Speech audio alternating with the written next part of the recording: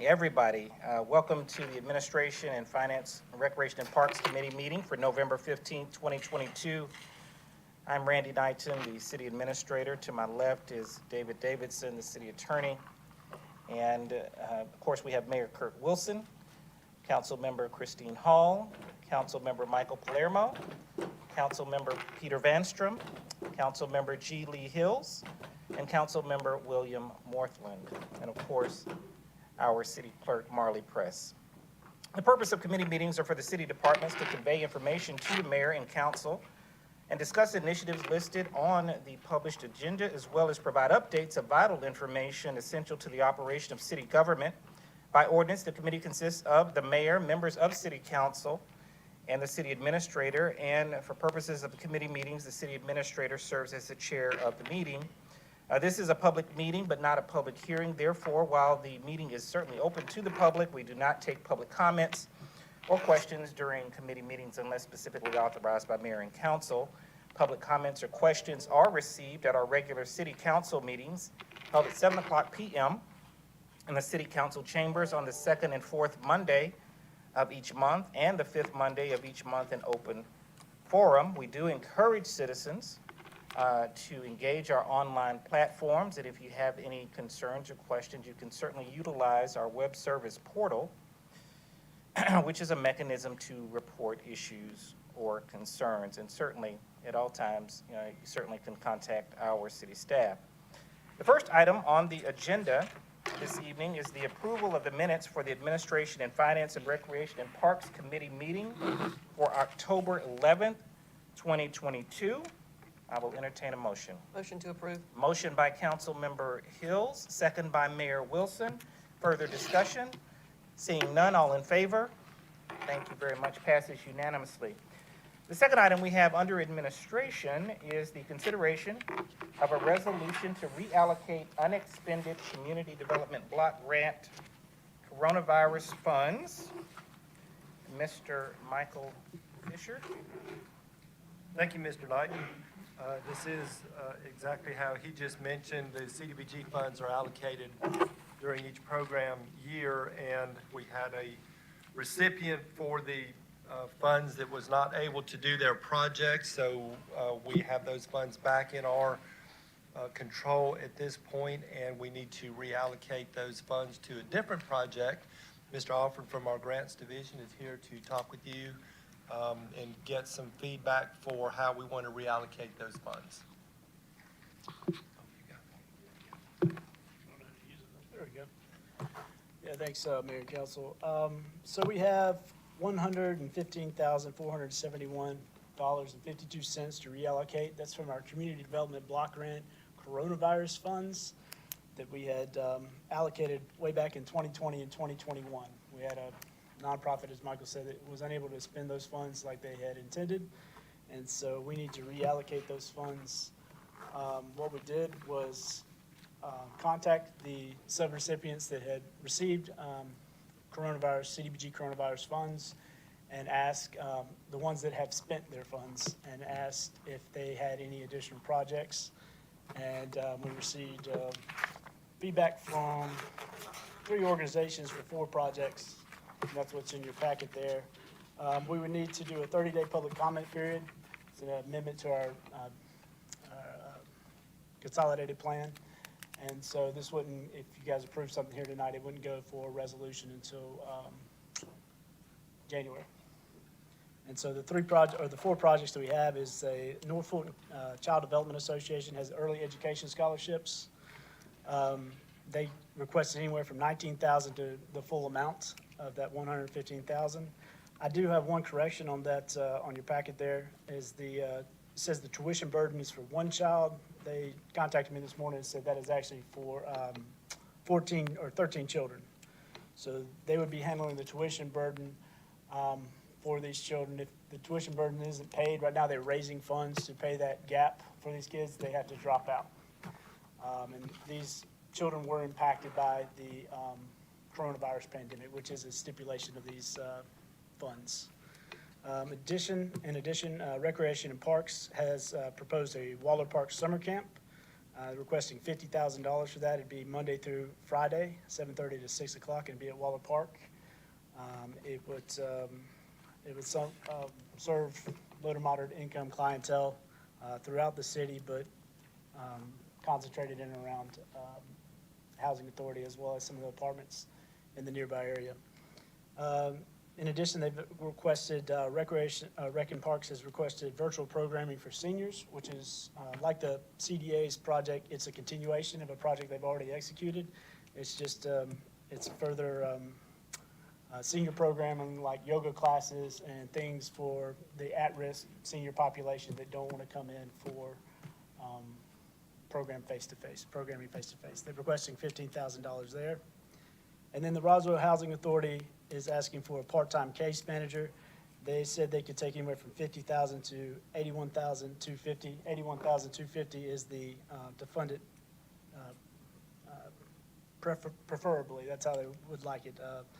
And this would basically just be somebody at the Housing Authority that would connect their residents with the services that are available. And Councilmember Hills and I attended a community development block grant meeting there, and that was something we heard from those residents, that they were having problems connecting with those services.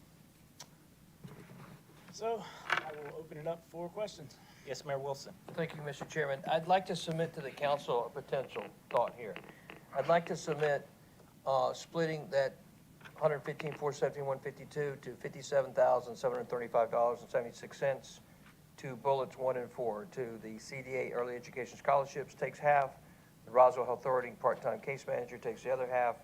The 2 Recreation and Parks programs, since we're in the middle of budgeting and those items will probably fall under budgeting purview anyway, I'd like to suggest that items 1 and 4 just simply split the money between the CDBGs, about $57,735.76. Councilmember Hills, I think that, yes, Councilmember Hills. Yes, thank you. I agree with what Mayor Wilson just suggested. I think that's a good idea. We've got a lot going on with our Rec and Parks Department where we can cover some of those gaps. Can you refresh my memory, Mr. Alford? What is the time frame? I know this is 20 and 21 year money. What is the time frame to expend that? I mean, it looks like this would be done within the next year. Does that fit that criterion? I can't remember what you told me. We actually have a ridiculous amount of time to spend these funds. I think it's 2026 or something. Oh. But obviously, they have to be linked to responding to, preparing for,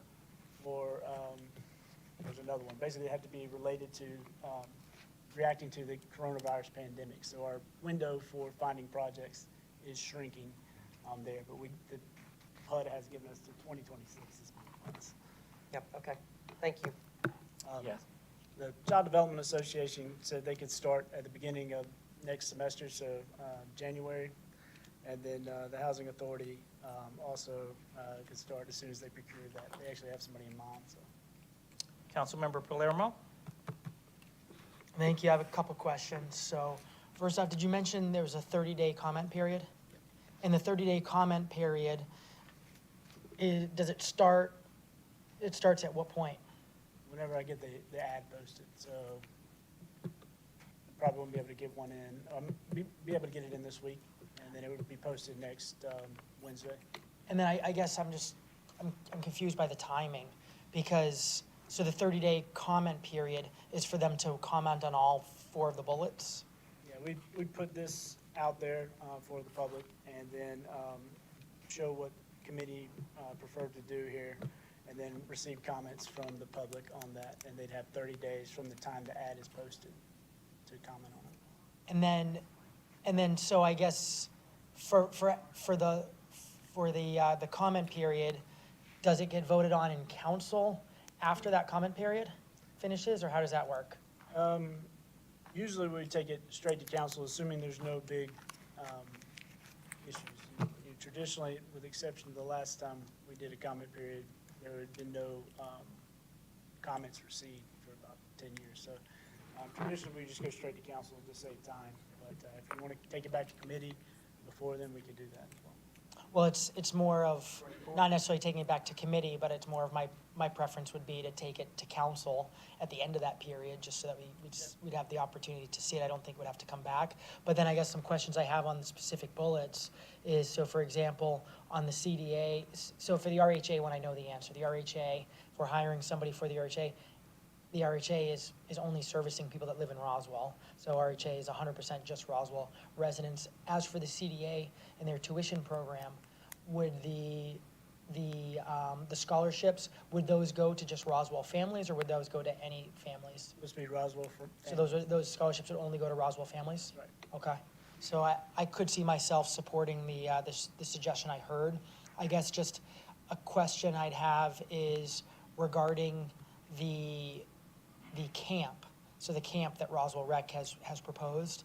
I guess a concern there is given that obviously budgets always have limited funding and not unlimited money, just realizing that does potentially result in less money towards that Roswell Rec program.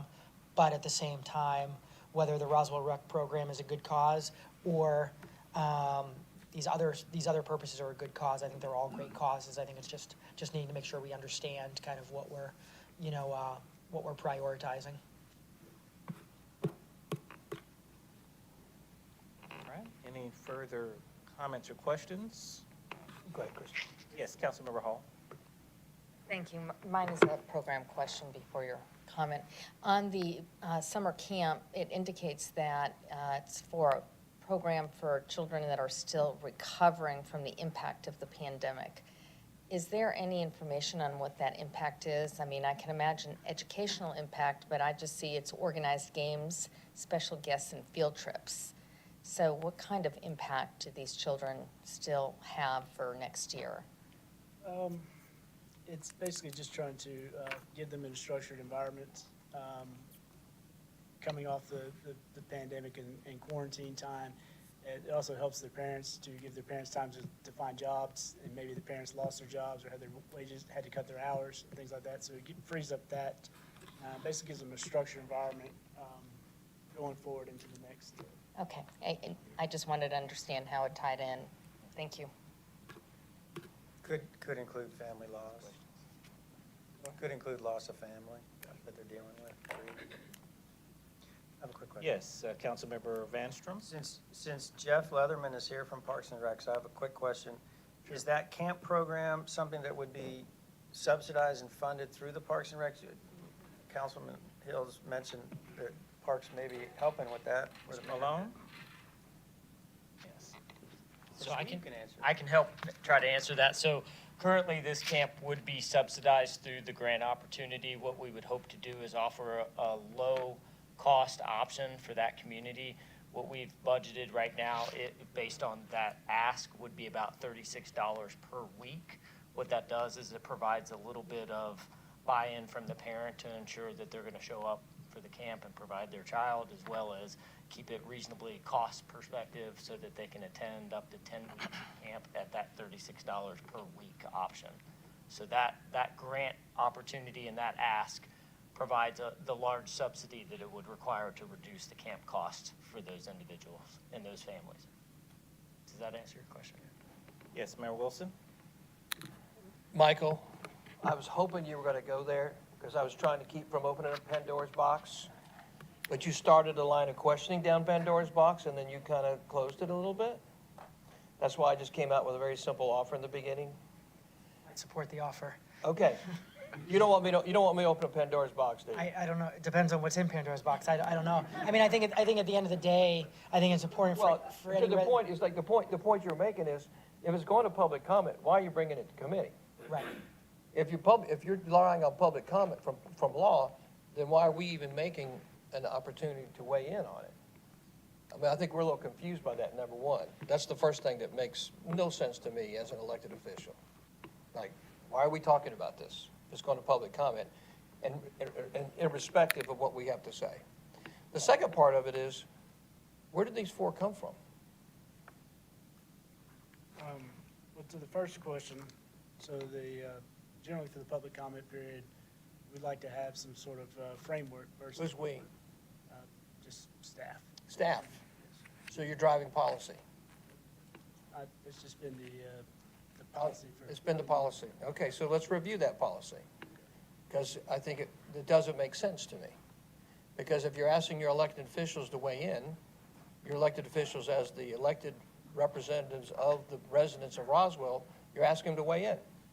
And then you're taking away that weigh in and saying, now we're going to take it back out. And now we want you to weigh back in after the public's weighed in. It doesn't make sense to me. Now, I thought that's where Michael was going to some degree. Well, it was, my point was, I'm fine with moving it out of committee, but I'm not fine with voting on it at council until we've received those comments and that period and that feedback. Well, the question is, do you put every matter out for public format, for public comment? Is that the policy of the city? I don't think it is. I don't think that the people of this city elected the leadership of the city council and mayor to have every single issue go out for public comment. Matter of fact, I know they didn't.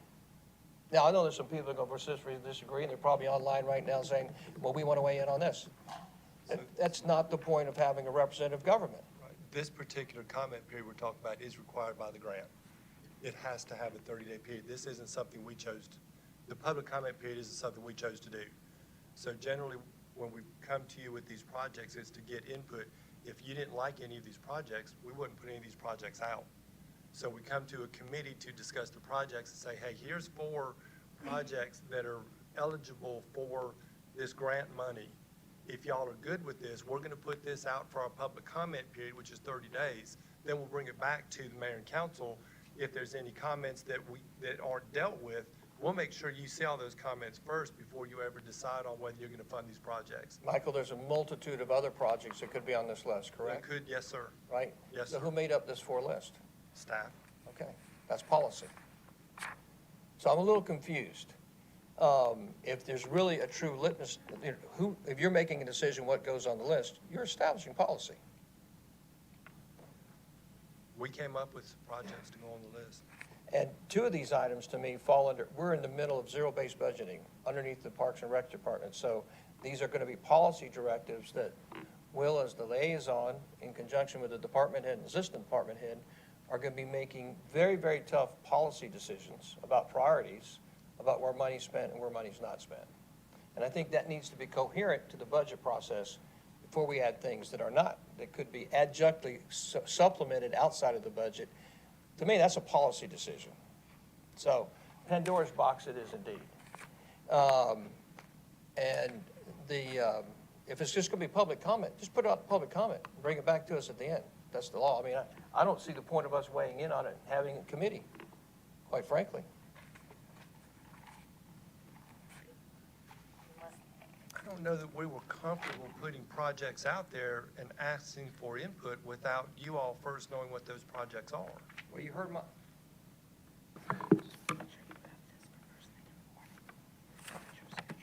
sorry, being chastised here in the background. Then perhaps there ought to be conversations about the projects to go on the list before we get to committee. Because, I think the mayor's making some great points, so I'm actually glad we went into Pandora's box, because I think this is a good exercise to make sure we're being as efficient as possible and responsive as possible. Because I think if the way you just discussed it, if it was something, that'd be a reason to bring it to committee saying, hey, here's all the possibilities of what should go to public comment, which ones should be on that list to go to public comment. Great example for a committee discussion, I think. Exactly. Yeah. Say that again? So if instead you had all possible projects, and let's just say those 4 projects are the only projects that were ever possible, then you just come, here's a list of 4 projects. Should we put all these out to public comment? Oh, gotcha.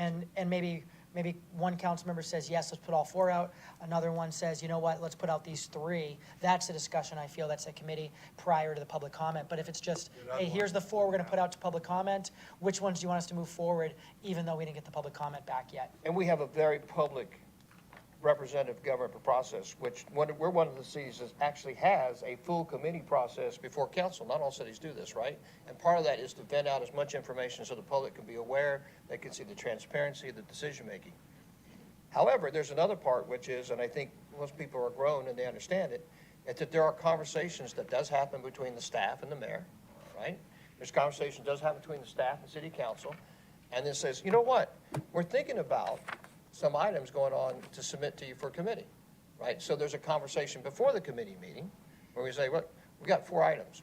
And if you brought these to me, I'd say, guys, 2 of those items are budgetary items. They're budgetary decisions that need to be decided by the mayor and council through the ZBB process, right? Don't put them on there, right? That's if you'd ask me. Now, council may say, we disagree with you, doggone it, put them on there. But that's, if you'd ask me, I would say, don't put them on there. You're wasting everybody's time, including your own. But if you brought a litmus test and said, here's 12 different things that fall under CDBG reallocation, then your point is say, all right, hey, will you guys pick some of these so we can put them in front of public comment? That would make better sense. Okay. To me. Yes, Councilmember Hall. Thank you. And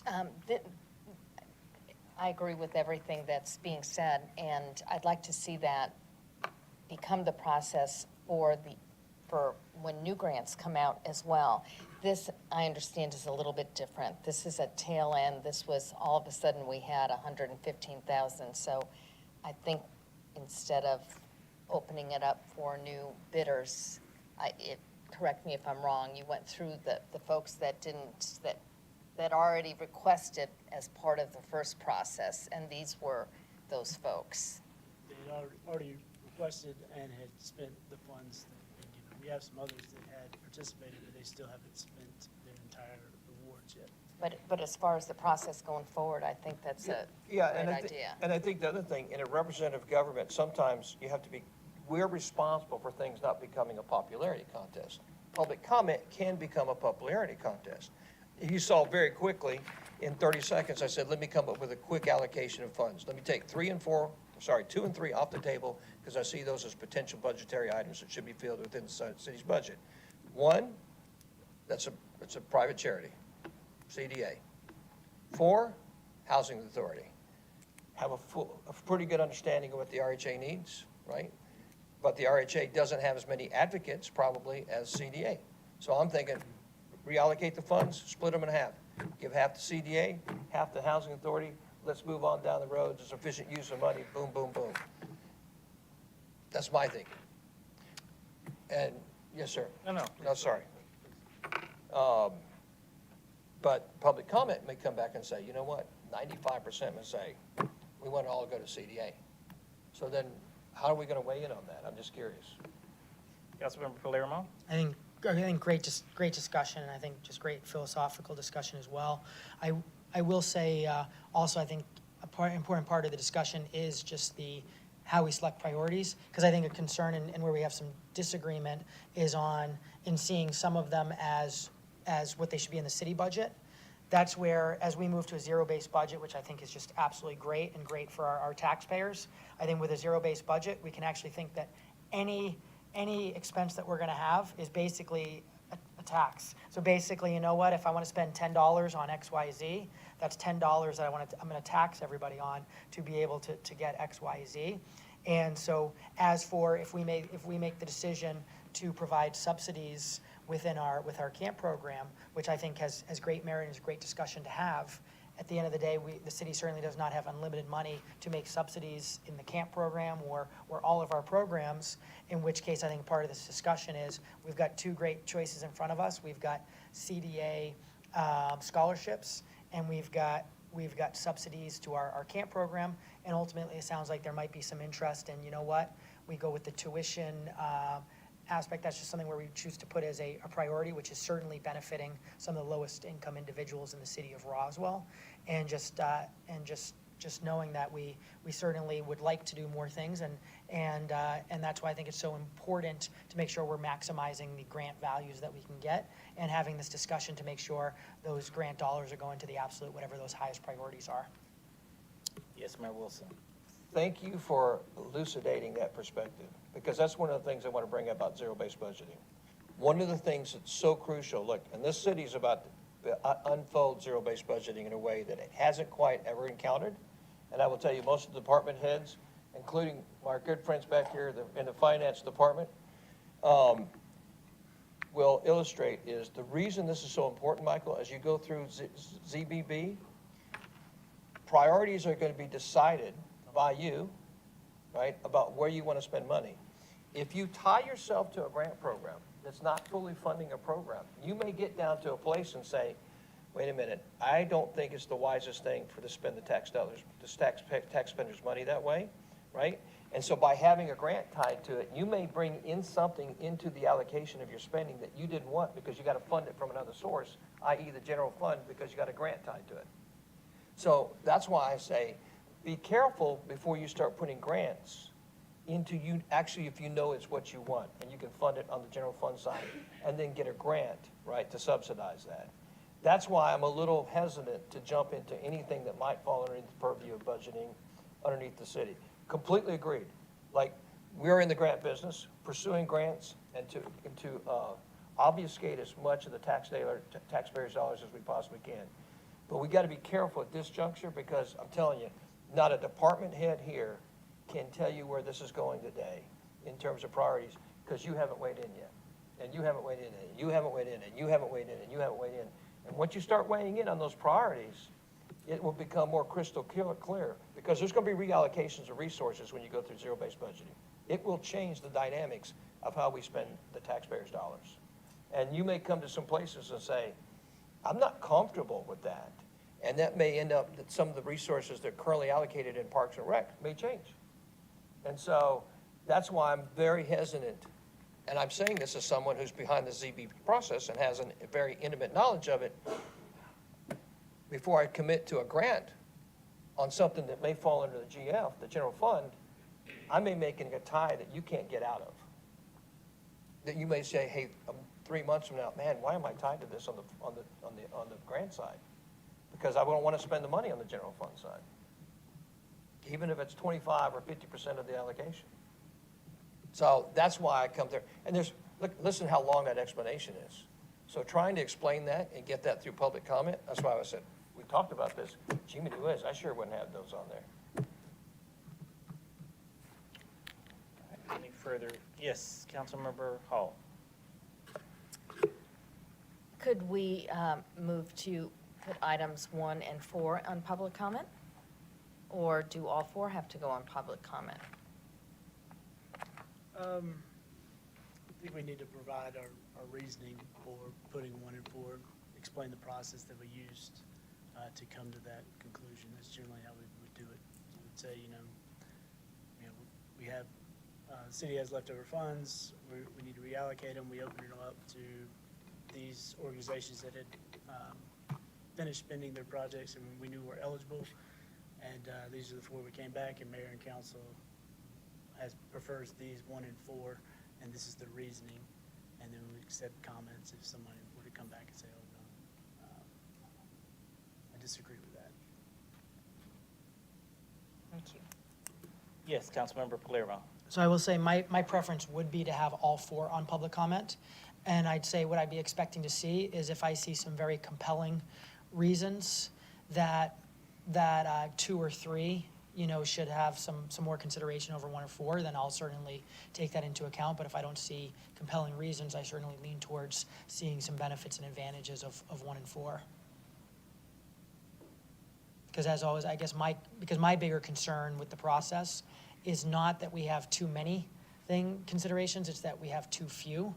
And that's where I just want to make sure that it's, to the mayor's point, it's not staff creating policy and deciding something that's not worthy, for example, and instead it's this mayor and council being the representatives of the people of Roswell weighing in on that, and I'm looking forward to the public comment period as well. Councilmember Hills. Thank you, Mr. Knighton. So do we need a vote today to move it to public comment, and if everybody's comfortable, I can make a motion to do so and not vote on what we want, but to do that in council when it comes after public comment? That was, We can do that, yes. And so, Councilmember Palermo. 2 questions I have for Councilmember Hill, since she's making a motion, but also for this whole committee, is number 1, as soon as that public commented period is done, would you want it coming back with the information to committee, or would you want it going straight to council? Advantage of committee is the chance here to really discuss those details. Advantage of council is it speeds up the process of actually allocating those funds. So that's the one question. And then And then secondly, if you're choosing for it to go to committee and not council, would you want it to just go to the next available, or would you want it to wait on the normal process of going to admin? And the reason I bring these questions up is it's just opportunities to make sure that we have the full public comment period while still making sure we're speeding up the process to allocate to these great organizations that definitely need the money. Yes, Councilmember Hills? Thank you. I would prefer to speed it up, mainly because of the Roswell Housing Authority youth and the youth at CDA could utilize that money potentially right out of the gate the first of the semester, the first of the year. With Rec and Parks, but the seniors, I realize that's ongoing, but the other one is for camp in the summer, and that, it wouldn't, it wouldn't really impact that one. Councilmember Hall? Just a follow-up question on the summer camp program. The $50,000, is that fully fund the program entirely? That was my understanding. Is that correct?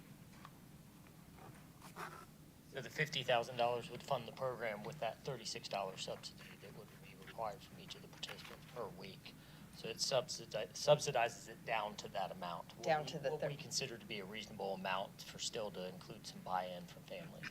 So should the 50,000 go for that program, we wouldn't have to dip into general fund to fund that at all? Well, typically, this program is going to be out of the rec Parks, participation yeah. fund, so Right, participation, it's a little bit different, you know, and so that Yes. funding's a little different. But same question though, so with this funding, does the rec participation fund still fund the program at all?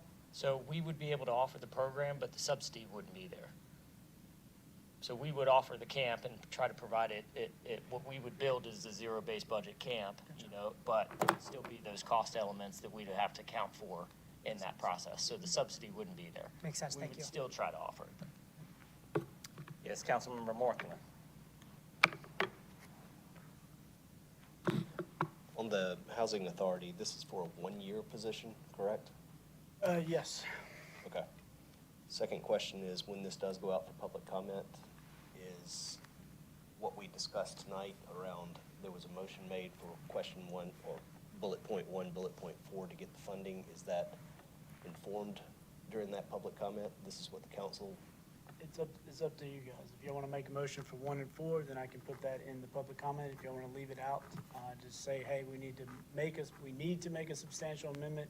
We plan to make a substantial amendment, and we have these 4 projects. We're opening it for public comment. We can do it that way as well. thank you.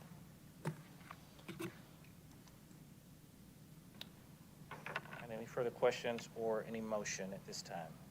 Councilmember Hills, were you making a motion, or, because when I added in my question, that was my deciding factor if I was going to second a motion or not. You said you wanted to go quicker, which the quickest way would be, as soon as this comment period is over, having it come straight to the city council meeting. That's in whichever the next regular scheduled meeting is. That's the fastest way. But that's obviously up to this committee. Not have our feedback, that we it's unbiased. Yes, Councilmember Morthland? Yeah. What I was just conferring with Councilperson Hills, Ms. Liddy Hills here, if we are going to the public comment, it would be my suggestion that we not inform of our ask of number 1 and number 4 if we're going to get unbiased feedback, as compared to putting it out there and getting some kind of biased feedback. So that would be my only suggestion. Now, I'm open for whatever. I agree. Right, and I'm assuming, I don't want to assume too much, but if your motion is to put all 4 out for public comment, that's the way I think it'll be stated and presented. Yes, Councilmember Hills? I motion to move this along as stated here without bias from this body. And then after public comment closes, we'll come to council and make a decision there All right, thank as you. soon as possible. Motion by Councilmember Hills, second by Councilmember Morthland. One Yes, yes. With one stipulation. Pandora's box. Staff can't create policy. And I think there's a little uncomfortableness with us right here tonight because we're having a public conversation of something that we are working very hard. We think there's an understanding about, and that there's 30 years of architecture around that we're very serious about as a council and the mayor, is that there's a lot of pieces that fall in the cracks of policy being established outside the bounds of elected officials. The elected officials responsible for the policy of the government of Roswell.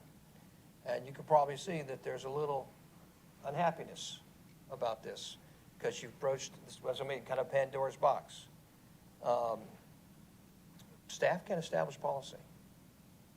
And I think that that would be my caveat to the motion and the seconding of the motion, is that there's an understanding about that. And if there's not, glad to have a further discussion about it. Because I'm uncomfortable, I think everybody here is uncomfortable, because every time we unearth one of these, it puts us in a difficult position of being the bad guy. We don't like being the bad guys. We don't like because we love you and we support you and we laud your success, and you're a part of the success of the city of Roswell. But I'm going to say this publicly, and I'm going to say it, I guess, I'll say it again. Staff cannot establish policy for this government of Roswell. And if there's lack of clarity about that, then those questions need to be drawn back and asked the council of mayor. And I think there's too many instances where this is a problem, and I recognize there's a lot of architecture and history behind that, but maybe I haven't said it publicly, or said it publicly enough, but I know that that is very important to this council. And I'm very uncomfortable having to be the bad guy, and I know the council is too, to say, stop.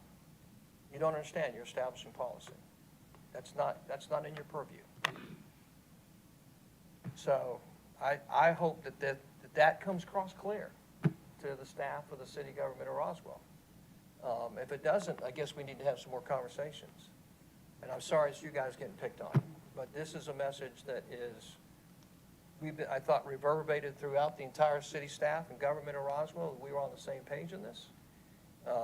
It's funny, like how little things crack, and it's really a much bigger piece. And if there's, and I think if there's uncomfortableness about that, then we need to address that, and we need to have those conversations.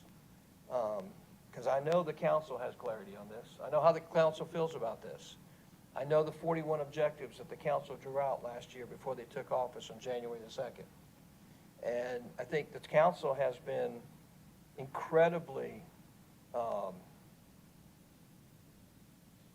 gentle on the issue. Kind and gentle, and working with the staff for the success of the city. And I think the staff has done likewise. But I do think there are times where history repeats itself. And I'm going to ask you to stop it. It's a big deal. So that's my caveat to the motion. Councilmember Palermo. So I just want to say too, so first of all, I agree with everything the mayor's saying. I think that is really important for the residents to really feel they're being represented. And I will say in staff's defense, this process, I feel, is much better today than what it was in 2020, 2019, et cetera, 2018.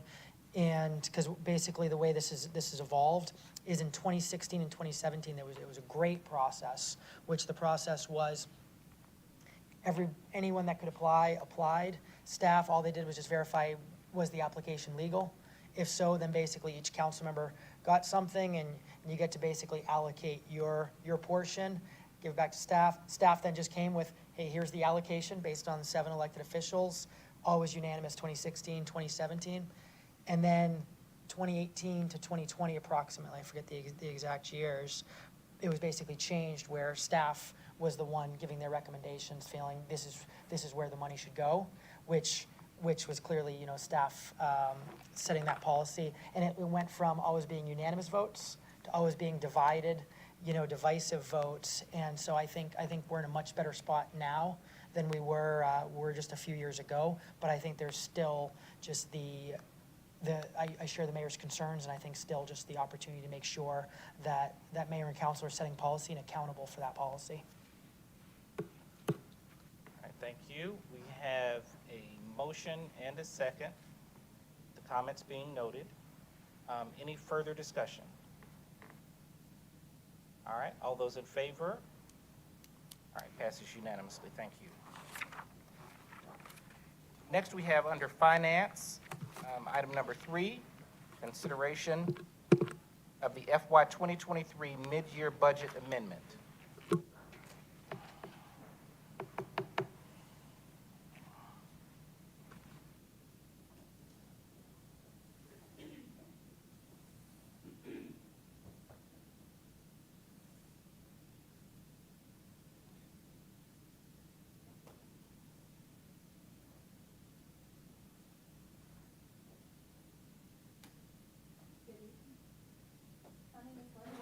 Hello. Budget manager for the city, and we're here to speak. Turn your mic.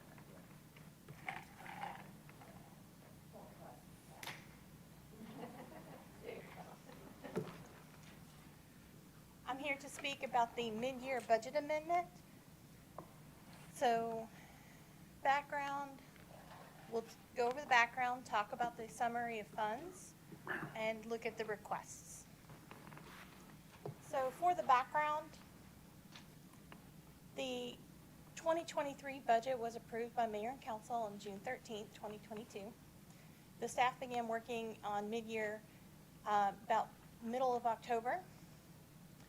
Mid-year budget requests are meant to address needs or opportunities that arise during the fiscal year. Funding for mid-year requests available from revenues that exceed projections, as well as fund balance. And we were able to get these requests turned in really quickly from the departments, and I do want to appreciate that, and meet with the mayor and get it all put together for this. This is the summary at the fund level. So first I have general fund. So the general fund balance over reserve by policy, this is an estimated number at the top of the page. It is 3.4 million remaining from the prior year, and they're still working through the audit, so that might change just a little, but the estimated amount we have is 3.4. And then the 570,000 based on the reductions that were made during the first reading of the 23 budget. So that left us with revenues above and beyond our policy. So that is the 3.4 plus the 570. We are suggesting general fund revenue adjustments of 600, that total 675. And I'll talk about those in just a minute.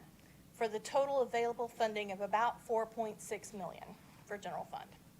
General fund operating expenditure adjustments that were requested total up to 217,000. The transfer to capital based on all requests is 2.1 million. And that would leave us 2.27 million in general fund above and beyond policy. On the next page, I have capital projects fund summary. So capital projects did not have a fund balance after the budget. So this would be a transfer from general fund based on all requests. We would also use 125,000 as a transfer from special events fund. And I'll talk about which particular request that goes along with. And the reallocation from completed projects. These were projects that have been completed under budget, and so we are sweeping those funds to allocate to other projects. So the total capital expenditure adjustments requested with mid-year is 2.4 million. The special events fund had a remaining balance after the audit of roughly 190,000. And this would use 125,000 of that fund balance to have a remaining fund balance of 65,000 in special events. Also, T+2 funding. This was one of the funds that we allocated the revenue but not the expenditures. This would allocate out to some of the T+2 projects that had been already voted on and so forth, but we want to actually put it in as a budget item. You've had 3 items come separately to council, and so this would allow them to continue without having to come back separately every time. So the department requests. The first page is the revenue adjustments. The sales tax revenue above projections is 1.1 million. And whenever I talk about the monthly budget, first quarter budget report, we'll talk about the 1.1 above and beyond the projections in sales tax. And the property tax adjustment due to rollback millage rate. So this was the total that we ended up having to reduce from the property tax number based on the actuals of what got billed out. So that would be an adjustment in general fund revenue of $675,000. For operating adjustments, we do have an increase in funding for legal fees. These we typically do, we budgeted $100,000, and this would add to that budget to put it at $350,000 for the year. Last year we did spend more than that. This is on the low end of the estimate if we continue as how we are doing for this year. The next one, I would like to bring up fire to talk about the CAD to CAD integration. Thank you. Good evening, Mayor and Council. So this is something that we discussed during the FY23 budget cycle. In February 28th of this year, you all approved an automatic aid agreement with the North Fulton cities to make sure that we could dispatch the closest fire EMS unit to a call for service. What's keeping us from full implementation is the software. So our CAD cannot talk to, our computer-aided dispatch system cannot talk to Alpharetta's CAD, and it can't talk to Chatcom, which is Sandy Springs and Johns Creek's CAD. So the agreement's in place and there's a willingness to do it, but there's a technology piece that keeps us from automatically dispatching the closest unit because we can't tell if the fire engines at the other cities are at their station or if they're available or on another call. So this is a piece of software that we found outside of getting a new CAD system that really just integrates all the different disparate CAD systems and make sure that we can see what the status is of their emergency service vehicles, and they can see the status of ours, and we can truly implement that automatic aid agreement. The benefits of the automatic aid agreement, like we talked about, ISO recognizes that. It could lead to property tax savings for our residents and businesses as well. And it also better prepares us. So when we have large-scale incidents on the borders of our community, it pulls in those resources from our surrounding communities to help us better mitigate those emergencies. So the cost of this is, the $34,000 is initial cost. The $19,000 of that is implementation, and then $14,000 or close to $15,000 is an annual subscription service. Much cheaper than what we came for in FY23, which is a few $1 million for a new CAD system, which is what Alpharetta is doing right now. And this would be needed even if we got a new CAD system to make sure that we can integrate with our surrounding cities. And I'll answer any questions you may have.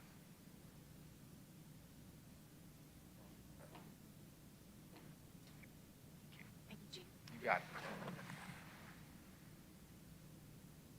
The next one is street pole banner installation and removal from Canton Street, and I'll keep Rec and Parks up here for a while.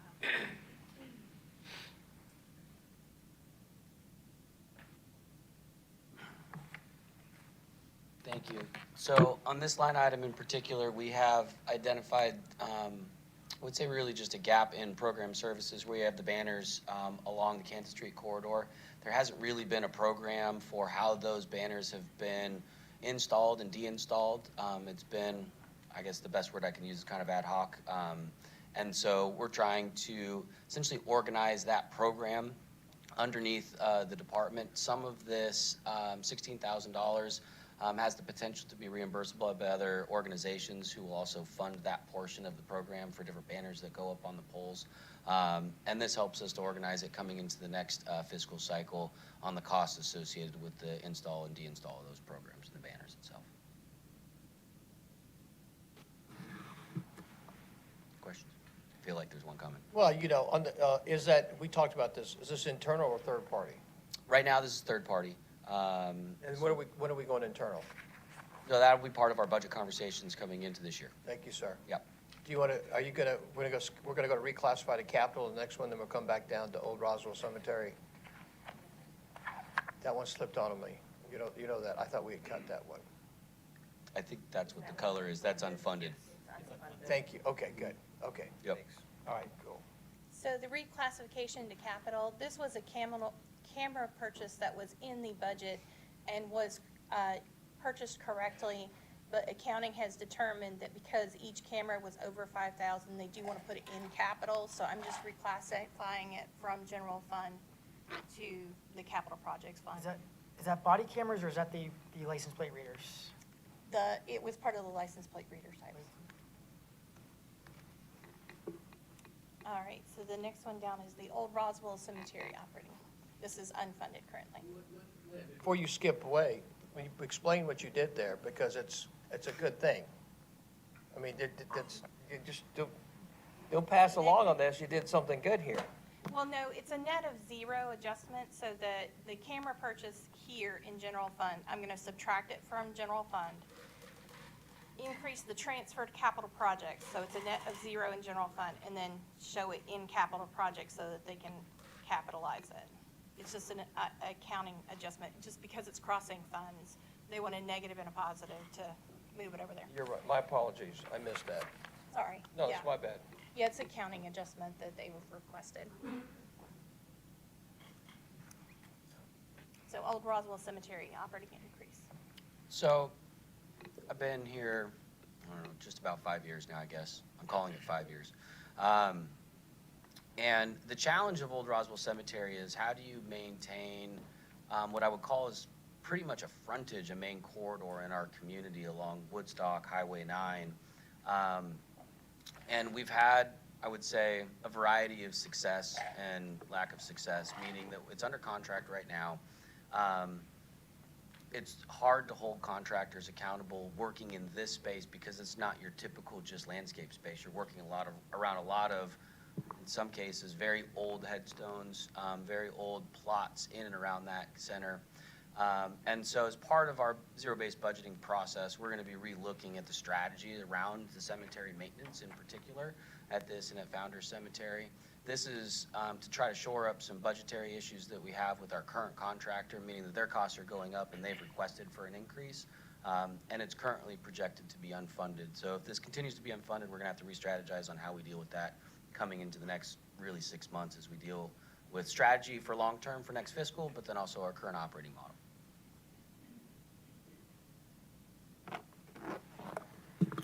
He's asking you guys for help.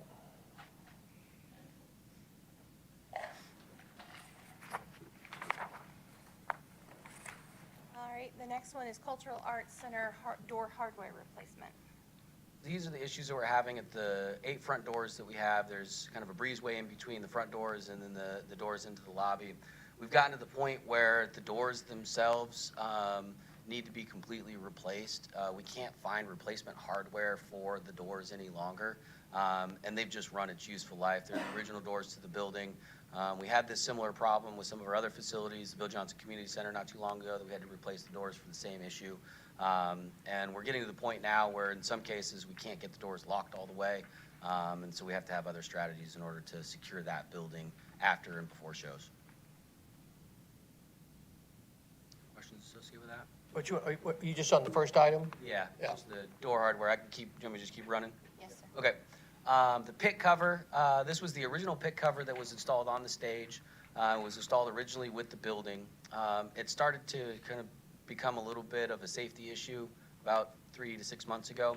We tried to drop the pit cover and then reuse the existing hardware and cover portion to lower the elevation. But it just, the materials can't be reused, and so we need to rebuild that pit cover at the stage area of the Cultural Arts Center, and that is our current cost estimate for rebuilding the pit cover. It's really a safety issue that we're dealing with right now. You guys understand what's happening on that? It means it's being covered up. I hate that expenditure, but it is more of a liability than anything. Christmas trees in Roswell, we've talked quite a bit. We have some new decorations. We have some new power requirements associated with the Christmas trees, both at Heart of Roswell, East Roswell, and also at our Town Square location. And so this shores up the budget allocation associated with the trees and the associated power associated with it. I think Lynn had mentioned earlier that this is the element that you saw out of the special event fund. That's the line item associated with the funding there. Is this going to address the lighting issues at the square?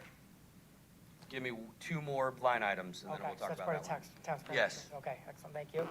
So Heart of Roswell Park furniture installation, had a lot of conversations about how are we providing, I would say, the experience that we're looking for in Heart of Roswell Park when it's not being used for the Christmas tree lighting or other large-scale special events. And really what we're looking at is coming out of the pandemic, and during the pandemic, we saw a desire for a lot of picnic tables, and we put what are traditional park picnic tables in that park just to see how it would work. Did people use them? What was the experience? And we've received a lot of good feedback from the picnic tables that we've put in there, but it's really not, I think, the look and feel of the Heart of Roswell Park. And so what we're looking at is 4 top more cafe or bistro style tables at Heart of Roswell Park that would be an opportunity for people to come out, enjoy, whether it be a takeout from our Canton Street corridor or bringing their own lunch into the space or dinner for that matter, and creating a little bit more of an outdoor cafe and outdoor plaza style feel in the existing park location and bringing the right type of furniture that starts to bring that. We haven't spec'd the furniture out yet. That would be a future item that we bring back to committee just to get council's feedback on. And we've talked a little bit about kind of how do we thematically scale that with the improvements at Town Square as well, and we'll go over that piece. So with the plan for the furniture installation, though, that being on the concrete, not on the grass? Correct. Okay. Yeah, we would pull those existing picnic tables out Yep. and then replace that with a more thematic style furniture associated with it. I think Excellent. we've spec'd out about 21 tables, if I remember right. Is that right? Yeah. Yes, Councilmember Hall? On the furniture, will some of it be stationary like or is that not decided yet? So we're going to bring back those options. You know, I really want to see some non-stationary furniture out there in that space. It comes with a little bit more of a risk as it gets moved around. But to me, that's the right type of look and feel, but it's really a future discussion as we bring back some different furniture options, and ideally we'll bring that back at a committee to have some discussions about what that really looks like. Duluth did some interesting things, and I think Yeah. they created the tables to be stationary, but the Right. chairs can be moved around and, Yeah. and things like that. Yeah, we've been talking about that, and along with Town Square as well. Yeah. Do you have the exhibit at Town Square? Yes. There's a lot of conversation. You are pulling up the Town Square. Yeah, here it is. A lot of conversations around Town Square over the last few months and really few years of increased lighting opportunity, increased usability, and how do we create some opportunities to activate the space? Can you zoom in maybe a little bit more? Is that possible? Jeff, can you get a laser and show everybody what you got going on there? Yeah. So I'm going to start kind of working from the center out. So here is our fountain and the existing footprint of the area around the fountain. You can almost kind of see the shadow benches. Those are the existing benches that are around the fountain. The plan, as we've been looking at it, calls to expand that flat fountain area out for the larger patio space. And then what you see here are those 4 top style tables that we were talking about for Heart of Roswell in and around the fountain area. This is a paver style system that would be consistent with what you see on the existing walkways.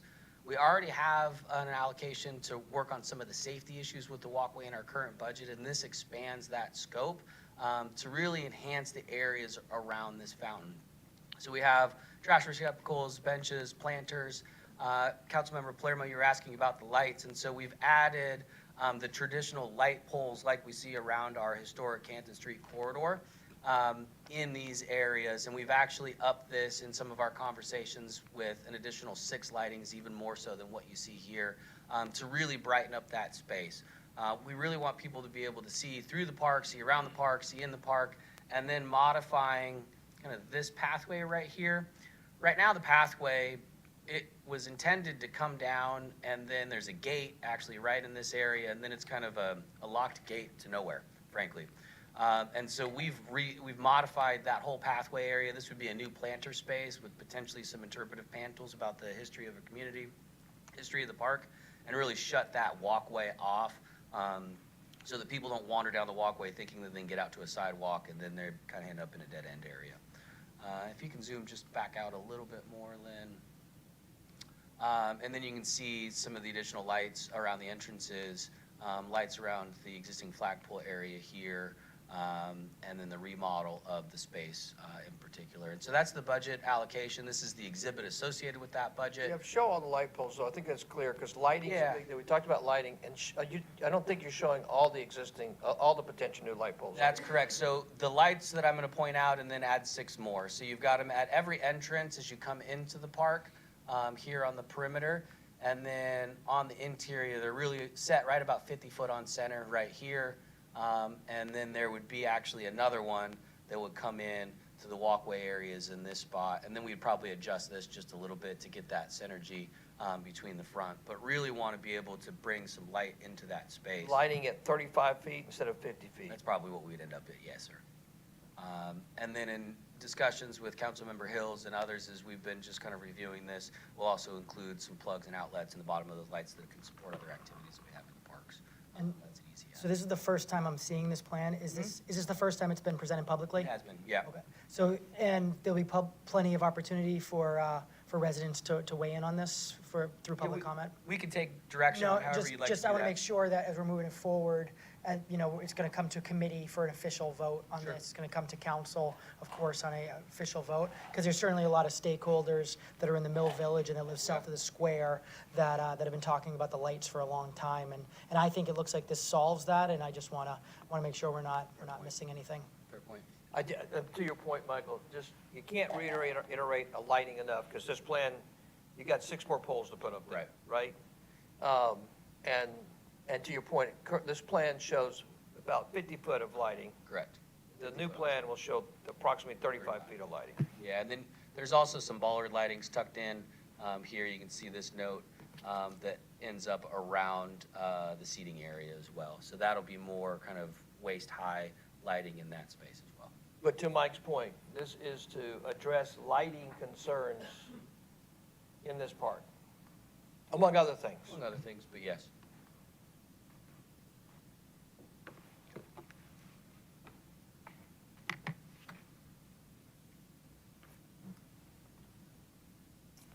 And I think that was all that we had for the Rec and Parks. Thank you, sir. You bet. So for transportation.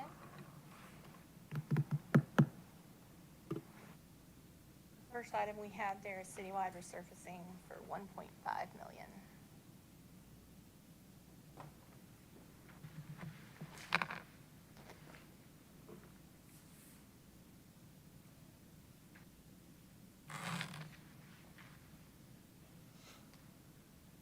Well, good evening.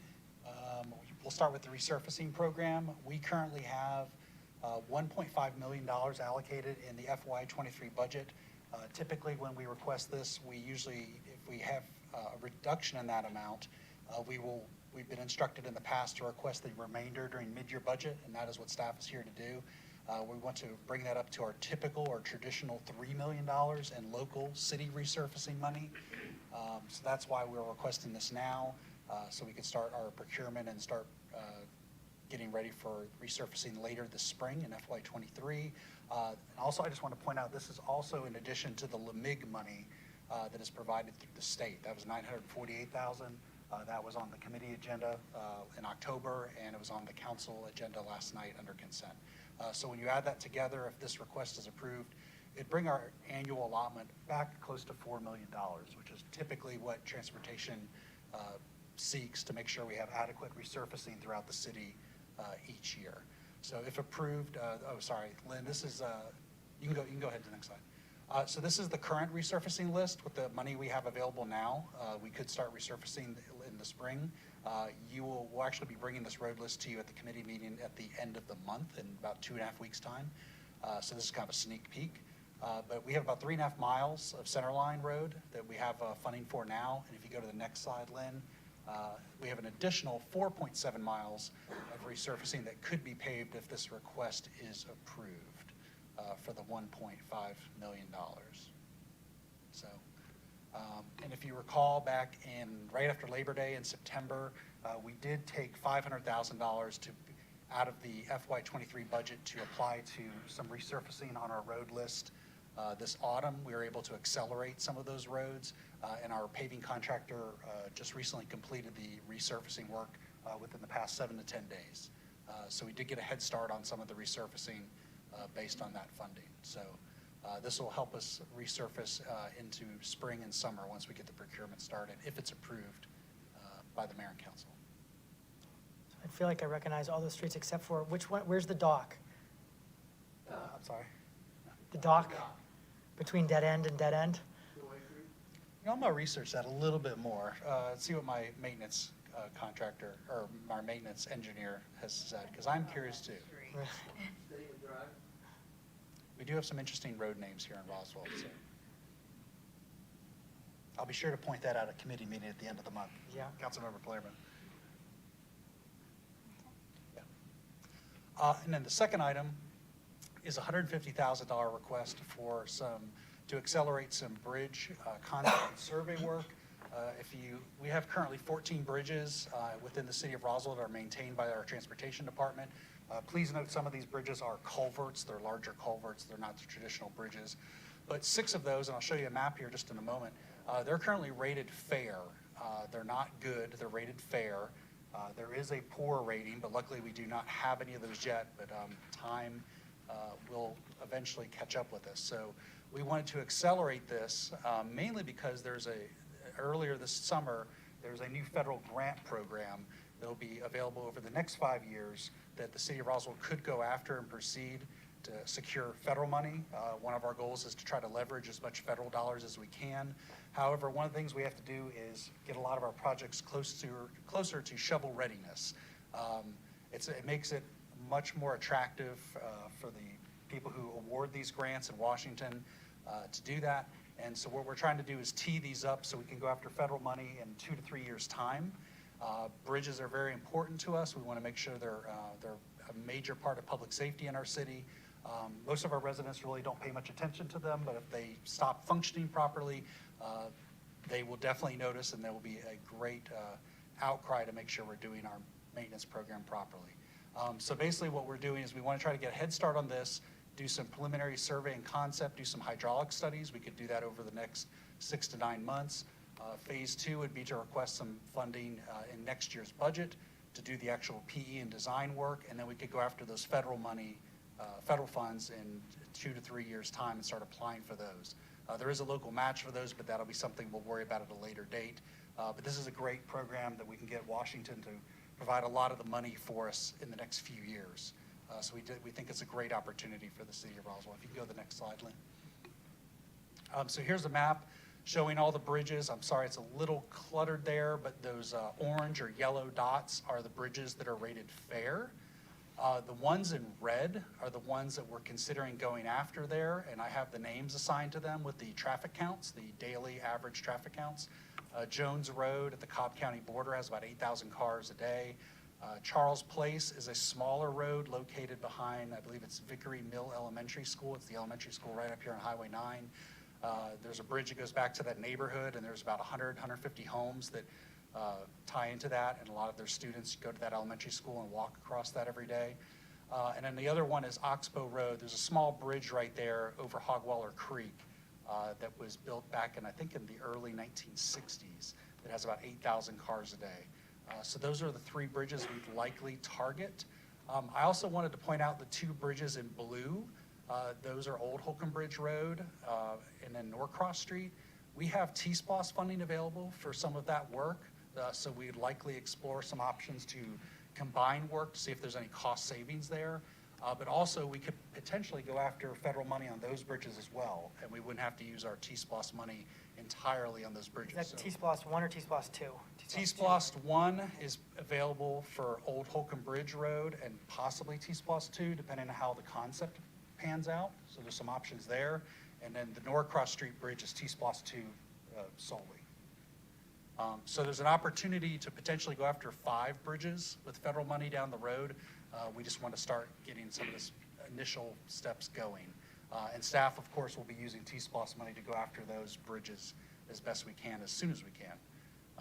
So, Which of course would come to council for approval. yes, that's correct, when we're ready. So those are things we're looking ahead at as we get into the new year. But we thought this would be a great step to get some of these preliminary activities underway and give us a good head start going into next summer.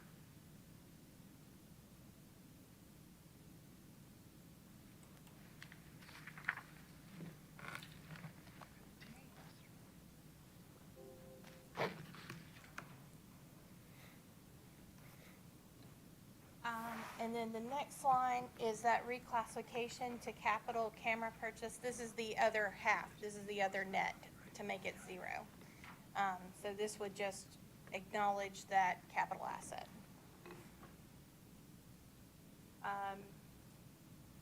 Next, I have the T-SPLOST 2 capital adjustments. This is the list that transportation provided that they would like to budget for in T-SPLOST 2.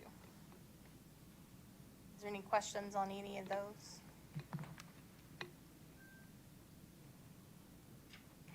Yes. These are not in any order. This is just the listing. Correct. Thank you.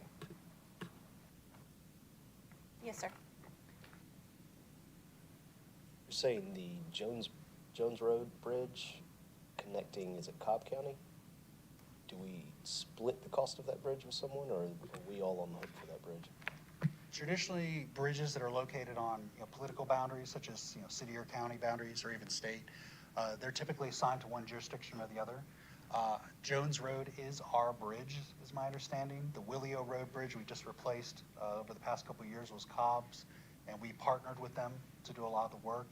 I anticipate doing a similar scenario where we could ask Cobb County for some participatory funding as well. We had a great partnership with them on the Willio Road Bridge, and I would expect to do the same on Jones because it serves them just as much as it does us. Are we looking at keeping the same footprint on that bridge or trying to expand it a little bit? Because that is a very, very tight bridge. Yes, that is a very narrow bridge. One of the requirements, if we do go after the federal grant, is that it does stipulate that the bridge is supposed to have bike and pedestrian facilities. So you'd have to have room for at least a sidewalk, and preferably some bike facilities or bike lane. So it would be widened, but you're correct. That is one of the narrowest bridges in our city.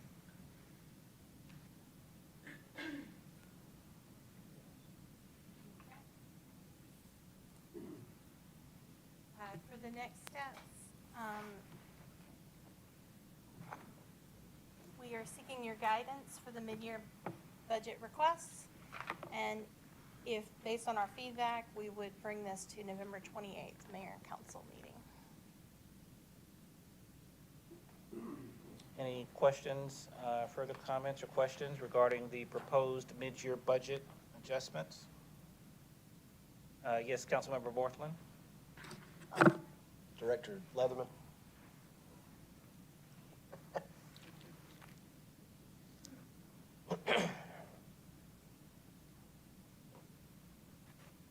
You said something that sparked my curiosity earlier. When we replaced the doors at the Bill Johnson Center, are we doing the same exact type of hardware on this new door replacement, or are we doing something different? It would be different based on the frame and door style that we have there, because doors are different, and the framings are a little bit different. So Bill Johnson is, well, I won't go too far into it, we'll get way down to the details, but they're different. Okay. Are we gonna be at risk of having the same problem anytime in the near future, or are we gonna be okay on this door replacement, hardware replacement? So, in our aging and existing infrastructure, and as we talked a lot about, obviously during our bond conversations, we're going to continue to see those types of issues in our buildings. I think we've got a great program to tackle most of those that comes out in our building and facility CIP. And so we'll start to see intermittently these types of unplanned failures in hardware. And the biggest challenge is it's door hardware or other small, I will say, components that they just don't make anymore. And that becomes our challenge is you just can't get replacement parts for certain things. Normally, we just go in and fix what we can fix and keep it operationally, and then you just kind of run that useful life think we see some of the same issues with some of our older elevator systems and the like, where you just can't find the replacement parts anymore. Does that answer your question? Yes, Councilmember Hall. Just a point of clarification, is this guidance, or are we looking for a motion and a vote? Motion and vote. We're looking to move this item forward if you are in agreement. If there are no further questions, I'll motion move it forward. Okay. A motion by Councilmember Hall, second. Second, with the recommendation for this not to be on the consent agenda, just in Right. case there is, the opportunity for feedback from the residents, et cetera, but I definitely second to move this forward. Councilmember Palermo, you are heard, sir. It will not be on the consent agenda.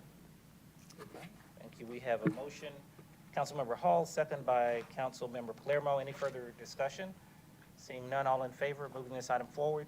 All right, thank you very much. That passes unanimously. The next item we have under Recreation and Parks, item number 6, consideration to, I'm sorry, I'm moving too fast.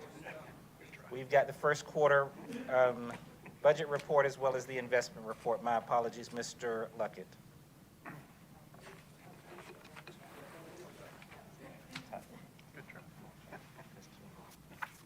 So I'm going to speak on the budget report this month. So this is our first quarter report. So this is based on the first 3 months of FY 2023.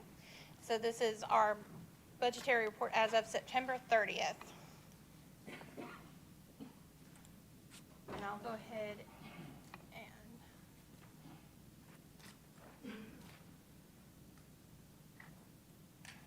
I'll start with our general fund. So this is page 5.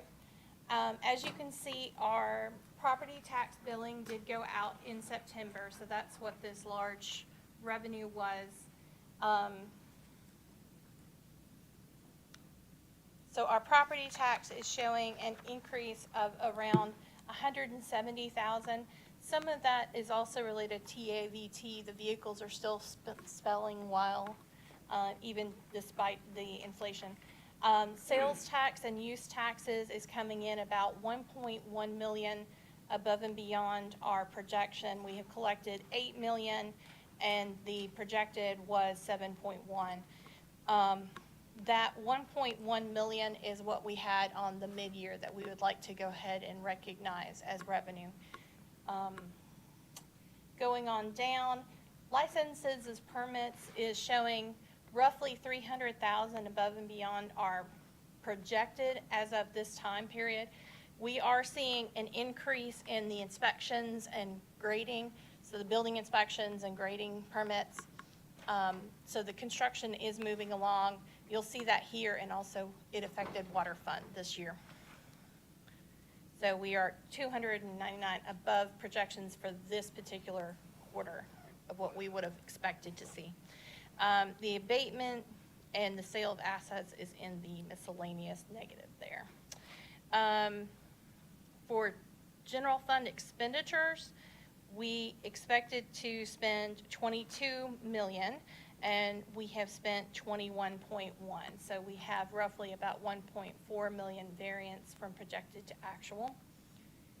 And that is almost split evenly between operating and salaries, salaries and benefits.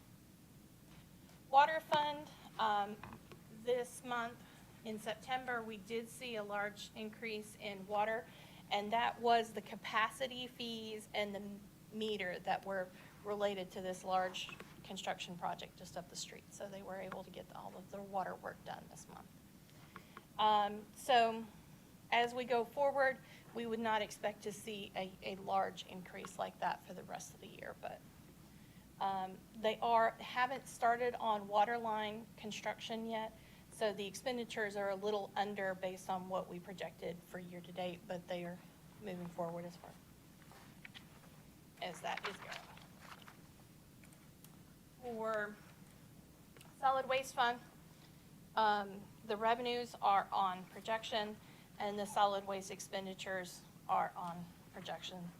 There is still the transfer station that is being built currently. The stormwater fund, for this fund, the projection is on par with the revenues as they are coming in. the stormwater expenditures, they have started spending on some of their larger capital. And so you see that the expenditures for the month were a little bit higher than we had projected.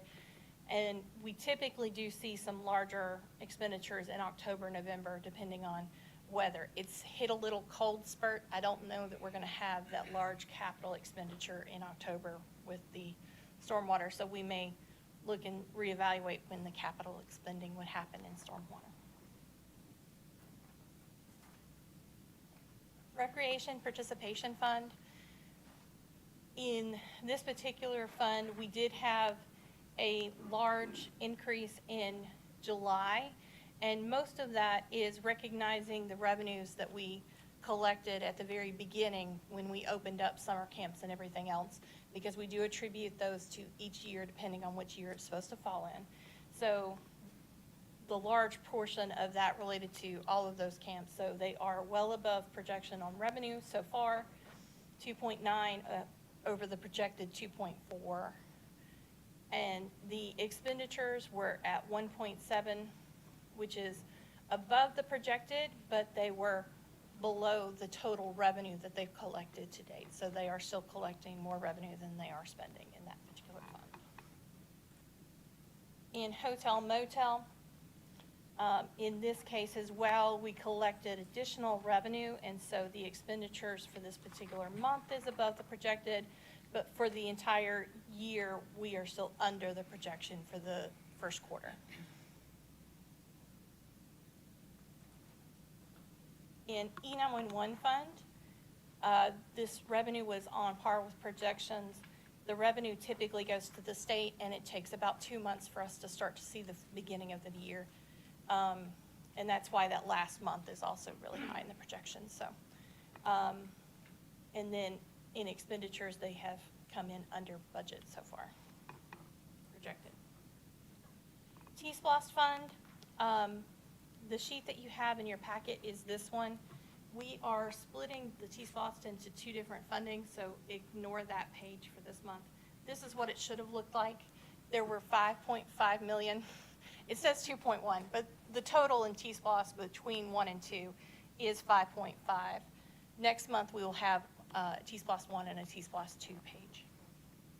So they have collected year-to-date 5.5 in T-SPLOST 2, and they have spent $286,000.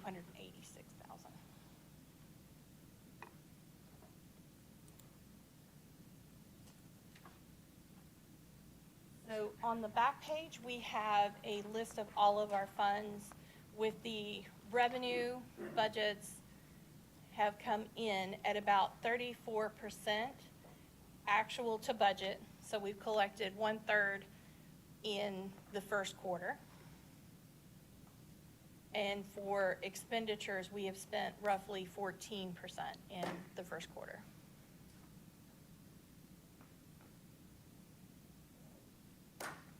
Is there any questions on the budget report?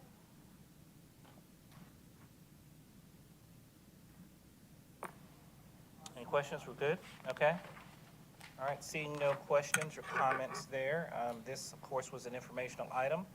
Then the next item will be the first quarter investment report. Thank you, Mr. Knighton. So this is our first quarter investment report. And just as a reminder, the city does have a formal investment program. We have an adopted investment policy that's approved by mayor and council. And the goal of the program is really to maximize the use of the funds that we have been allocated but haven't yet been spent. And I always want to point out, you can see at the top of this page, the city's investment objectives. This is in the investment policy that's been approved by mayor and council. And these are in priority order. So safety of principal, compliance with our local and state laws, ensuring liquidity, and then maximizing our income. So on this page, through the first quarter, what you see is a 12-month recap of our portfolio yield in comparison to the one-year treasury.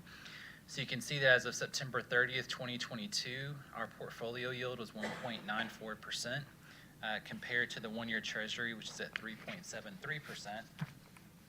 And we all know what's been going on at the federal level with the Federal Reserve. There have been 6 rate hikes since March 2022, and the current target range of the Fed funds rate is around 3.75 to 4%. So we're slowly catching up, but we are headed in the right direction. The city is still earning about 179 basis points less than the 1-year Treasury benchmark. At the bottom of this page, you see a pie chart that kind of shows you the various investment vehicles that we're currently invested in as of the first quarter. So you can see that Georgia Fund 1, which is a local government investment pool, we're at 22%. About 13% is in our bank deposits, 4% in a money market account. Our federal agencies, 37%, U.S. Treasury bonds at 14%, CDs at 10%, and municipal bonds at less than 1%. The next page, at the top of that page, shows you a little more detail in terms of how those funds are split out across the various investment vehicles. You can see that as of the first quarter, we had about $160 million, whether that be invested or in the bank. At the bottom, you see a 12-month recap of our investments and how that has been split out across the various vehicles. What you'll notice is that as rates have improved, you'll see a decrease in what was in the bank, what was in Georgia Fund 1, and an increase in better options that we've had available to us in terms of U.S. Treasuries and federal agencies. On the next page, it gives you some information on portfolio liquidity. So you can see that the average length to maturity of the portfolio as a whole is 2.17 years. But you'll see that about $60 million of the total 160 would be available within a day. At the bottom, you can see the maturity schedule over the next 5 years. And again, it illustrates there that about $68 million is maturing in less than 1 year. And then you can see how that's spread out across the next 5 years. And then finally, we provide a listing of all the various investments that we are currently holding. So these are the CDs. It gets into the federal agencies, the municipal bonds, and the U.S. Treasuries, as well as our bank deposits, Georgia Fund 1, money market accounts. You can see that at the bank, we're currently getting about 1.4 basis points, 140 basis points. Georgia Fund 1, 237 basis points, and our money market account, about 274 basis points on that. I'll be glad to answer any questions. Yes, Councilmember Hall. Just, could you go back to page 3 for one moment, the pie chart? Yes. My question is, has that pie chart pretty much remained the same, or has that changed, the percentage of those changed since we started with the new financial advisor a year and a half ago? Or is this something that is dictated by state? It's not dictated by state. We have within so the state provides kind of the framework of what we can invest in. Our investment policy lays out kind of a maximum percent that we can be invested in each sector. It has changed in that with our investment advisory firm, they're still managing just a portion of the portfolio. They're primarily, because of the market when they started, they have been able to invest mainly in U.S. Treasuries and slowly getting into some of the mortgage-backed securities. So you see that with the Treasury bonds, primarily is what that is. So that's been the biggest change since we have. So that number has gone down, the 14% has gone down as a total percentage? It's gone up. It's gone up, I'm Yeah. sorry, as a total percentage? Yeah. Okay, thank you. Any further questions or comments? This was yes, Councilmember Morthland. Now that we are reaching a healthy interest rate in America, this is kind of the soft landing spot that we've been told that we're aiming for. Is there any guidance that has been provided to us around some of these early maturing bonds that are coming in less than a year to a year? Any of these investments, do we have any kind of long-term planning for that, or is that coming? It'll be coming. I mean, a lot can change between now and then. So the decision will be made once those funds have actually matured and we have those in hand, and making the assessment of what's the best purchase in the market at that time. All right, thank you. Any further questions or inquiries? This was an informational item. Thank you very much. Thank you. Presentation, all right. And now, under Recreation and Parks, item number 6, consideration to submit an application for the Save America's Treasures Grant through the National Parks Service for a 1-to-1 match amount not to exceed $750,000 for second floor renovations and additional waterproofing for Mimosa Hall. Yes, sir. Mr. Malone?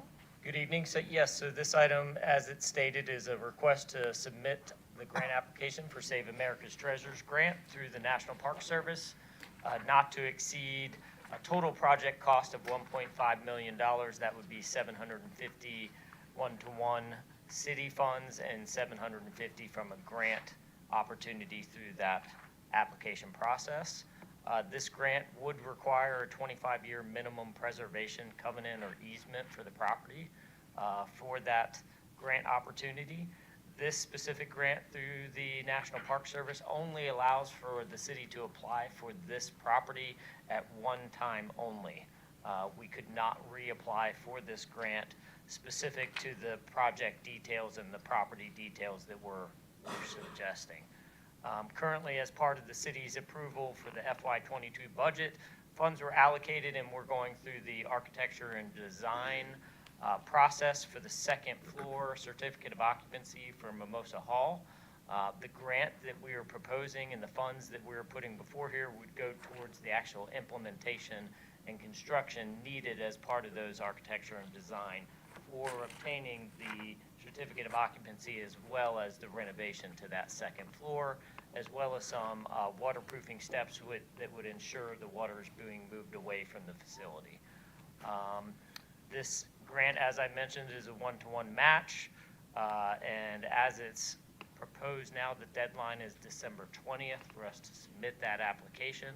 We're currently working with our on-call contract services for that architecture and engineering to try to get a firmer cost estimate based on what we consider to be the certificate of occupancy needs as well as the renovation needs.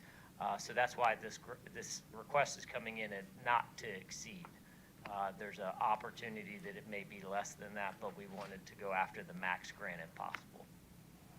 Happy to answer any questions. Yes, Mayor Wilson. Thank you, Mr. Chairman. Jeff, the 25-year easement, any potential issues with your potential grand scale historic assets plan? No, from as much research as we've dug into that, it doesn't limit the use. It just requires the preservation of the structure itself. And so we've continued just anticipating that issue to dig in to the grant limitations and requirements to make sure that it doesn't create any barriers to any future strategies associated with mayor and council and how we're bringing that forward. If necessary, we can have some more finite details as we bring it to council as well. I think to Mr. Malone's point, there's some timing where we've got between now and December 20th, so we wanted to make sure that we hit committee. We've got some work that we still need to do, but this gets us in the process of getting to that finish line on time to submit. What, can you illuminate on what work needs to be done, additional work needs to be done? In terms of As Mr. Malone said, so this mayor and council has authorized the engineering and architecture work, the planning essentially for the second floor to be able to occupy it. What we don't have is we don't know what the total cost estimates are to do that work.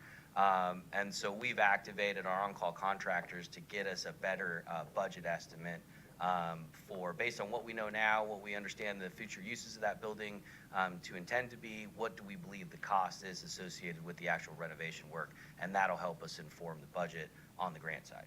What's the ETA and the timing of having that information or having that number? We'll have, call it an 80% confidence rate before the grant is submitted. There's going to need to be some fine tuning. I think that's, to Mr. Malone's point, that's why we've said it's a not to exceed 750,000. We think that that number potentially could come down. We spent 400, just 400 and change on the first floor. Second floor might be a little bit more complicated, so we're just giving ourselves a little bit of margin. We've got a little bit of time to answer that question. Does that make sense? Yes, sir. All right, thank you. Yes, Councilmember Hall. Just a question on the matching funds. They allow in-kinds. Do they, as far as in-kind, that can come from any organization? And my other question is, can the in-kind be services? My understanding is yes. I don't believe it can be services, though. That's my understanding. It's a one-to-one match dollar amount that can come from another source, but services, I don't believe is part of that. Am I? Just under financial impact, it says grants are awarded through a competitive process and require a dollar-for-dollar non-federal match, which can be cash or documented in kinds. So in kinds are both services Okay. and tangible items. And in-kind services, with all the volunteer hours that the people put in.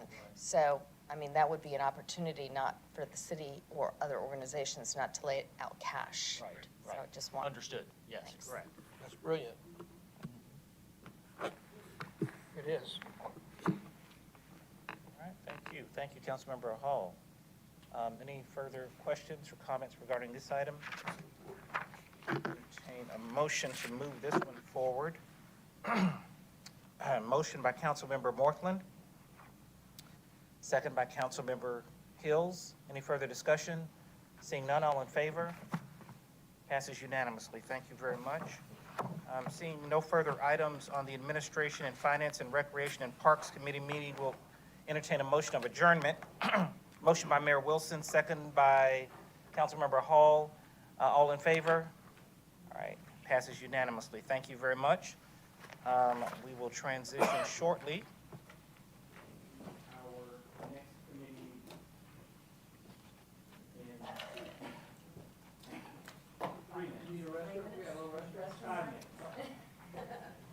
So Perry, again, I didn't have time to email you back.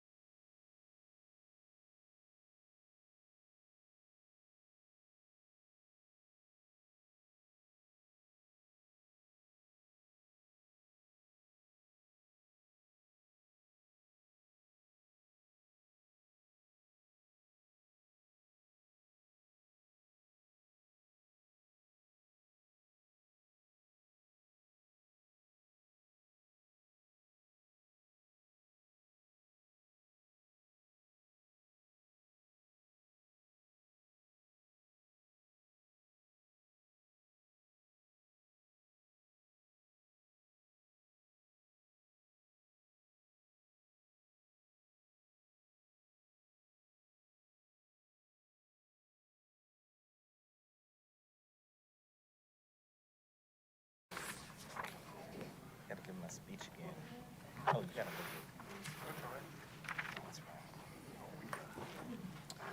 All right, thank you, everyone, and good evening. Once again, welcome to the Public Safety and Public Works Committee for November 15th, 2022. Of course, we have present with us Mayor Kurt Wilson, Councilmember Christine Hall, Councilmember Michael Palermo, Councilmember Peter Vanstrom, Councilmember G. Lee Hills, and Councilmember William Morthland. I'm Randy Knight, the City Administrator, along with me, David Davidson, City Attorney, and City Clerk Marley Press. Purpose of committee meetings are for the city departments to convey information to the mayor and city council and discuss initiatives listed on the published agenda. By ordinance, the committee consists of the mayor, members of city council, and the city administrator. City administrator serves as chair of committee meetings. This is a public meeting, not a public hearing. Therefore, while the meeting is certainly open to the public and we do not generally take public comments or questions during committee meetings unless specifically authorized by mayor and council. Public comments or questions are received at the regular city council meetings of the second and fourth Monday of each month at 7:00 p.m. in city council chambers or off-site locations as advertised, and also on the fifth Monday in open forum. We do encourage citizens to engage our online platforms, and also, if you have any matter or concern, please utilize the web service portal as a mechanism to report those issues and concerns, and certainly as always, please feel free to reach out to our staff. The first item on the agenda is the approval of the minutes for the Public Safety and Public Works Committee meeting for October 11, 2022. I'll entertain a motion. Motion to approve. A motion by Councilmember Hills, second by Councilmember Morthland. Any further comments? Seeing none, all in favor? All right, thank you, passes unanimously.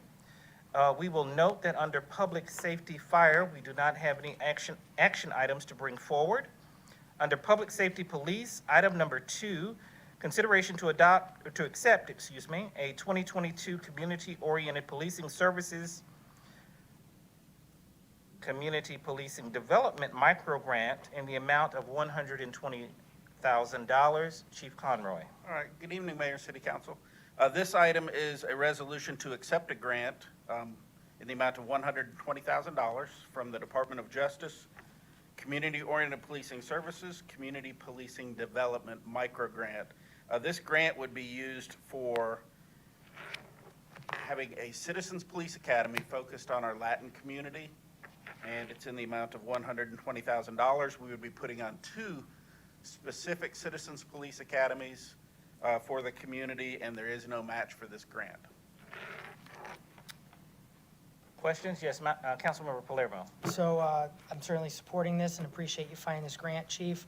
I know you already know this, but I will stress for the public, prior to you being on here, we did actually have a Citizens Police Academy for I don't know specifically what it was called, but it was Spanish speaking, and Councilman Marcelo Zapata was a part of that class, and there was actually a great turnout and I heard some really great involvement from the Latino community, and so Marcelo spoke very highly of it, and I certainly motion to move this forward unless the committee would like to discuss further. All right, motion, Councilmember Palermo, second, Councilmember Vanstrom. Any further discussion? Seeing none, all in favor? All right, passes unanimously. Thank you very much. Item number 3, consideration to accept a donation of fitness equipment from Orange Theory Fitness Roswell. This will be a joint presentation by the Police Department and Fire Department. Thank you, Mayor and Council. This is a request to accept a donation of 10 free motion reflex T10.7 treadmills. We were contacted by Orange Theory Fitness Roswell. Their owners, Julie and Manny Santana, contacted us, and they wanted to donate these as they're upgrading their equipment at their facility to our first responders here in Roswell. The reason we're asking for to accept 10 of them, 7 for the fire department, that's 1 for each station, and then 3 for the police department. And if this is accepted to move forward, we would ask that it remain on normal agenda. We would like to recognize Julie and the Santanas just for their donation to their first responders. Excellent. Great working together. Motion to move forward with the recommendations by the major. All right, motion by Councilmember Palermo, second, Councilmember Vanstrom. Any further discussion? Seeing none, all in favor? All right, thank you very much. The next item, if acceptable by the mayor and council, we'd like to provide some additional data and information for you on that particular item. And so we'd ask that we'd move that to the next committee meeting if that's acceptable. All right, seeing no objections, all right, we'll move that item to the next committee meeting. All right, under Public Works. Item number 5, consideration to submit 2 FY 2022 applications for hazard mitigation grant program grants from the Federal Emergency Management Agency, Department of Homeland Security. Ms. Izzo and Mr. Watson. Good evening. This item is to request permission to submit for this hazard mitigation grant for 2 projects for generators at our water treatment plant and for our Hembry Road facility, which houses our traffic control center and fleet services. You may recall that when the state was out to visit our water treatment plant in the spring, they had identified a minor deficiency in our water plant insofar that we do not currently have a generator. The good news is we are excellent candidates for this grant, and it is a 10% match, which is excellent because we were working on fitting this into our budget here in the next 5 years for the water utility. So this is an excellent opportunity for the utility especially. Happy to answer any questions. Thank you, Ms. Izzo. Any questions on this item? Questions or comment? Excuse me. Yes, Councilmember Palermo. So I remember years ago, there was a previous city administrator, and she was always trying to add on a generator, and it was always being taken out of the budget. But I really appreciate Public Works finding a grant that really is paying a great amount towards this generator, and I certainly support moving this item forward. So, and that would be a motion. All right, motion by Councilmember Palermo, second by Councilmember Hills. Any further discussion? Seeing none, all in favor? All right, passes unanimously. Thank you. Excuse me. Item number 6, consideration of a text amendment to Articles 22.24. Put my glasses on. 24.6, adoption of Roswell dredging assistance policy, Section 24.6.1, dredging assistance policy of the City of Roswell Code of Ordinances. All right, Mr. Watson. Thank you, Mr. Knighton. Mayor and council, the city has a dredging assistance policy under Article 24.6, where applicants within the city can apply for reimbursement to dredging activities related to dredging or construction activities. We have had an applicant bring an interesting request to potentially amend the policy right now.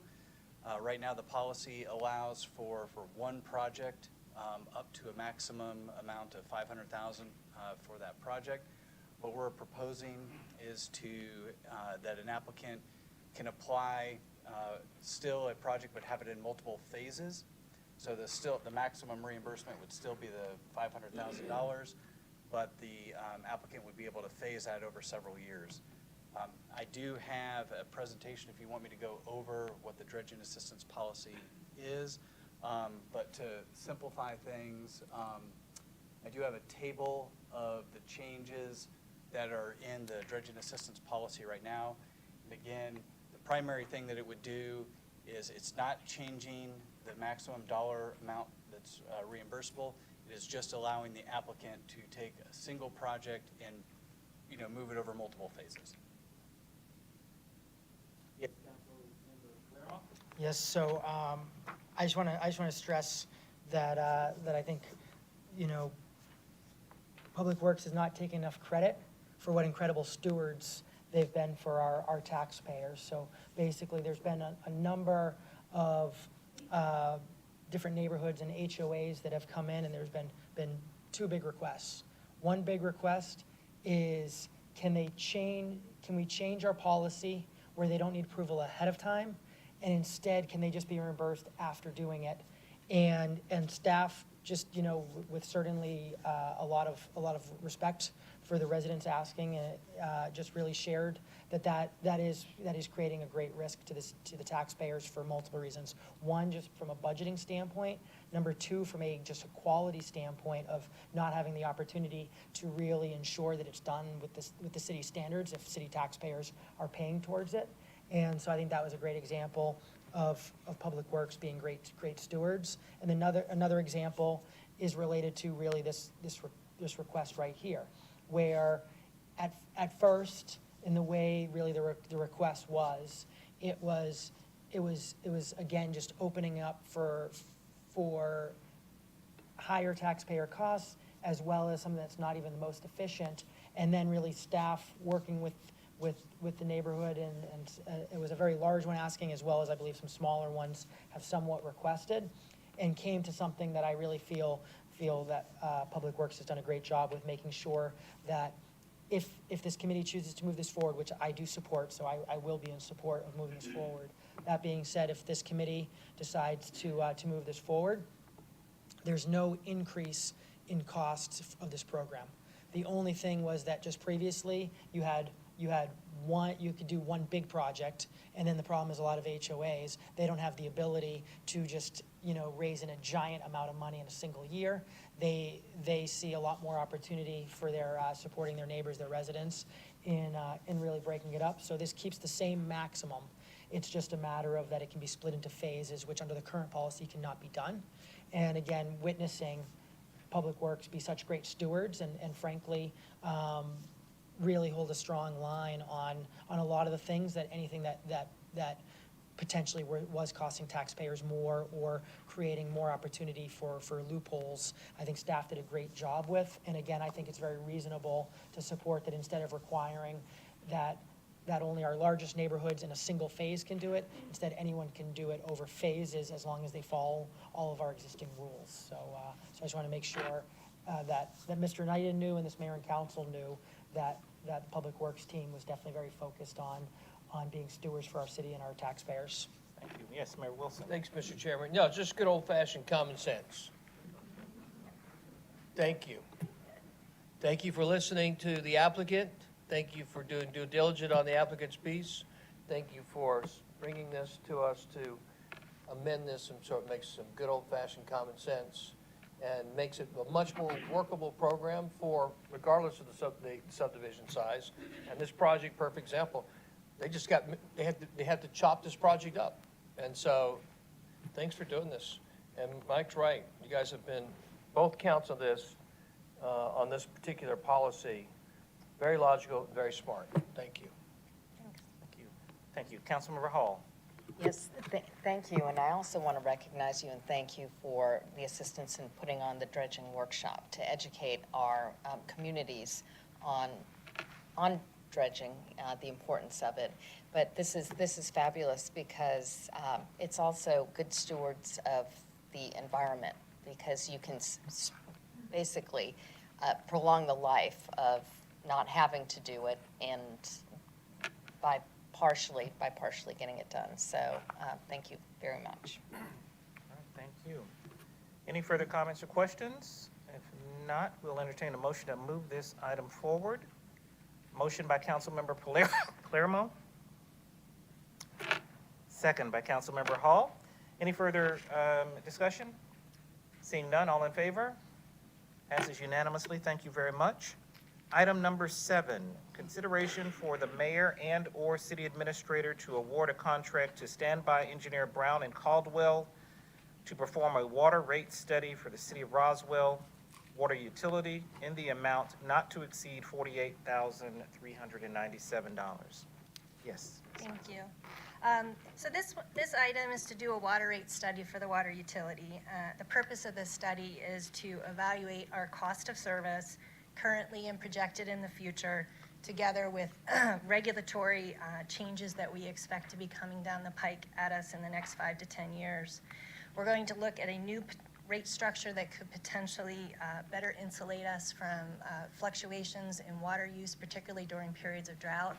During periods of drought, the utility suffers greatly because people are not able to use water at the typical rate. And therefore, there are many of our fixed costs are challenged to be covered based on the revenue that we're collecting. So this is to enhance the utility's financial stability, build some reserves, and to also make sure we're maintaining equity among our customers, as well as providing for the funding for our capital projects.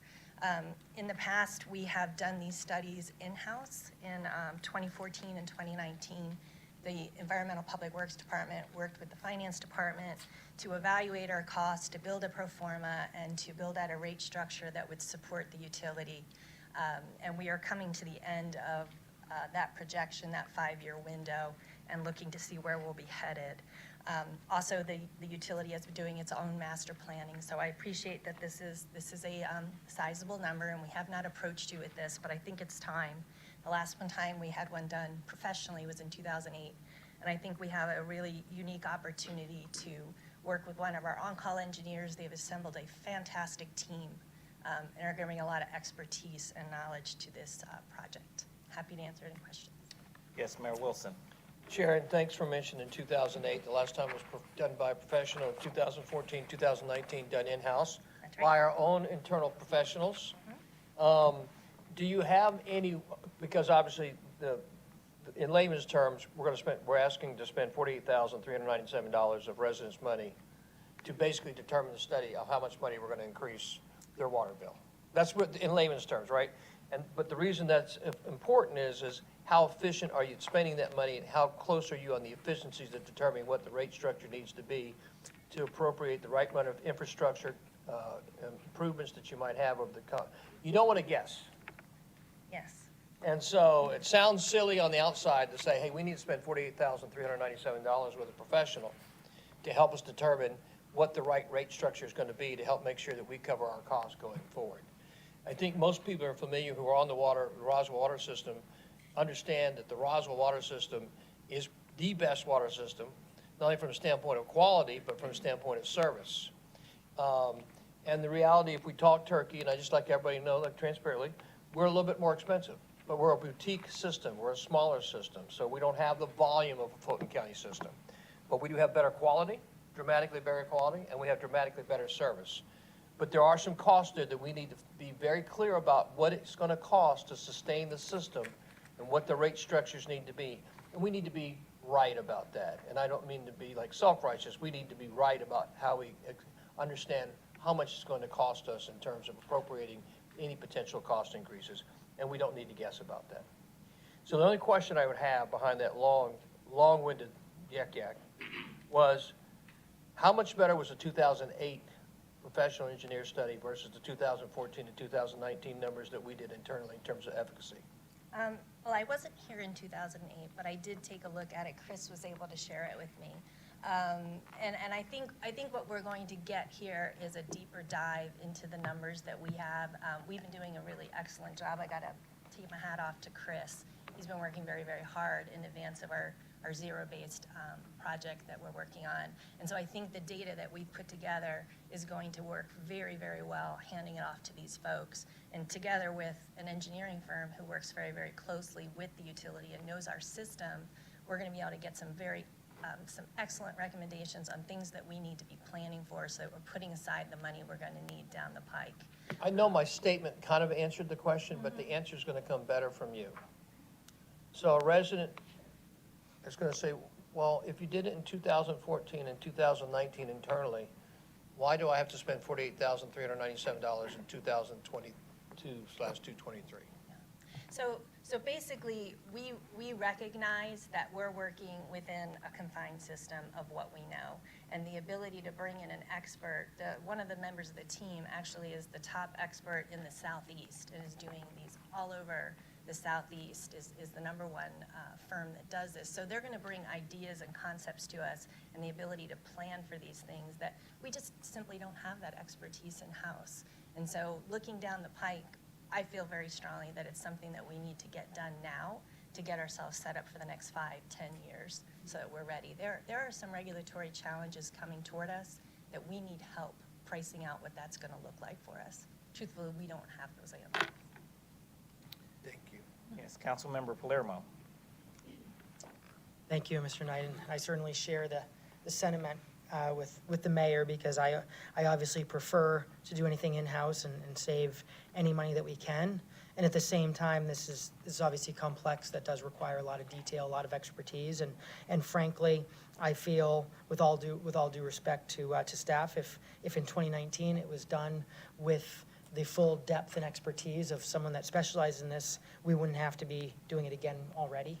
And so I think we need to do it right and make sure it's done right for the long term, and to create more sustainability and more clarity and hopefully more stability for our residents. Thank you. And one thing I neglected to add, and I think that this will also help you to see the value.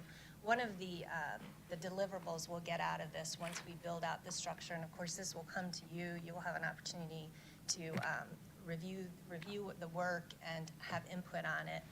We will get a workable model that we'll be able to use for the next 10 years plus, where we'll be able to do the updates together with finance and make sure that our rates are covering our costs and that we're saving appropriately for the future. So that model is something that becomes ours. It's not proprietary. They'll be giving it to us, and we'll have that to use, which is will be an excellent tool over the next 10 years. Yes, Mayor Wilson. Mr. Chairman, sorry, I'm going to divert from the subject matters on the floor, and I'm going to divert a question towards you. So, and see if you remember any of your experience with this particular vendor, Raptalus. So in 1998, it looks like Gainesville, both the county and the city, employed this particular vendor, and looks like they used them for differentials again in 2002, 2005, 2008, 2016, and 2020. And I thought you might be able to share some insights, potentially, on your experience with this particular vendor. This was a water system in the city of Gainesville, which was not run by Hall County. I do know the Gainesville system is a very robust system. And at the time, Kelly Randall, who ran the system for about, 25 years, was somebody who was very, very astute in these matters. Linda McGregor, I'm somewhat familiar with. They reference as the current director. And certainly, if needed, I can have some contacts with Brian Lackey, who's their city manager up in Gainesville, for reference sake. Thank you, Mr. Chairman. If I could, I do know Linda, and one of the things I did when we started to talk about this was reach out to my contacts and said, who would you use? And with the exception of one, everybody said Raptalus, including Linda. And Linda is very well respected, considered a guru in these circles, and so be happy to connect her with any of you if you had any questions. I would think all those need to be directed to Michael Palermo. Let me speak for all my colleagues. All right, any further questions regarding that particular item? Not, we'll entertain a motion to move this item forward. Motion to approve. Yes. Motion by Councilmember Hills. Second. Second by Councilmember Hall. Any further question?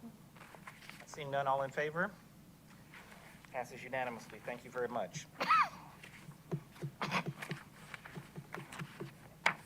Item number 8, consideration to approve the revisions to the City of Roswell Standard Construction Specifications.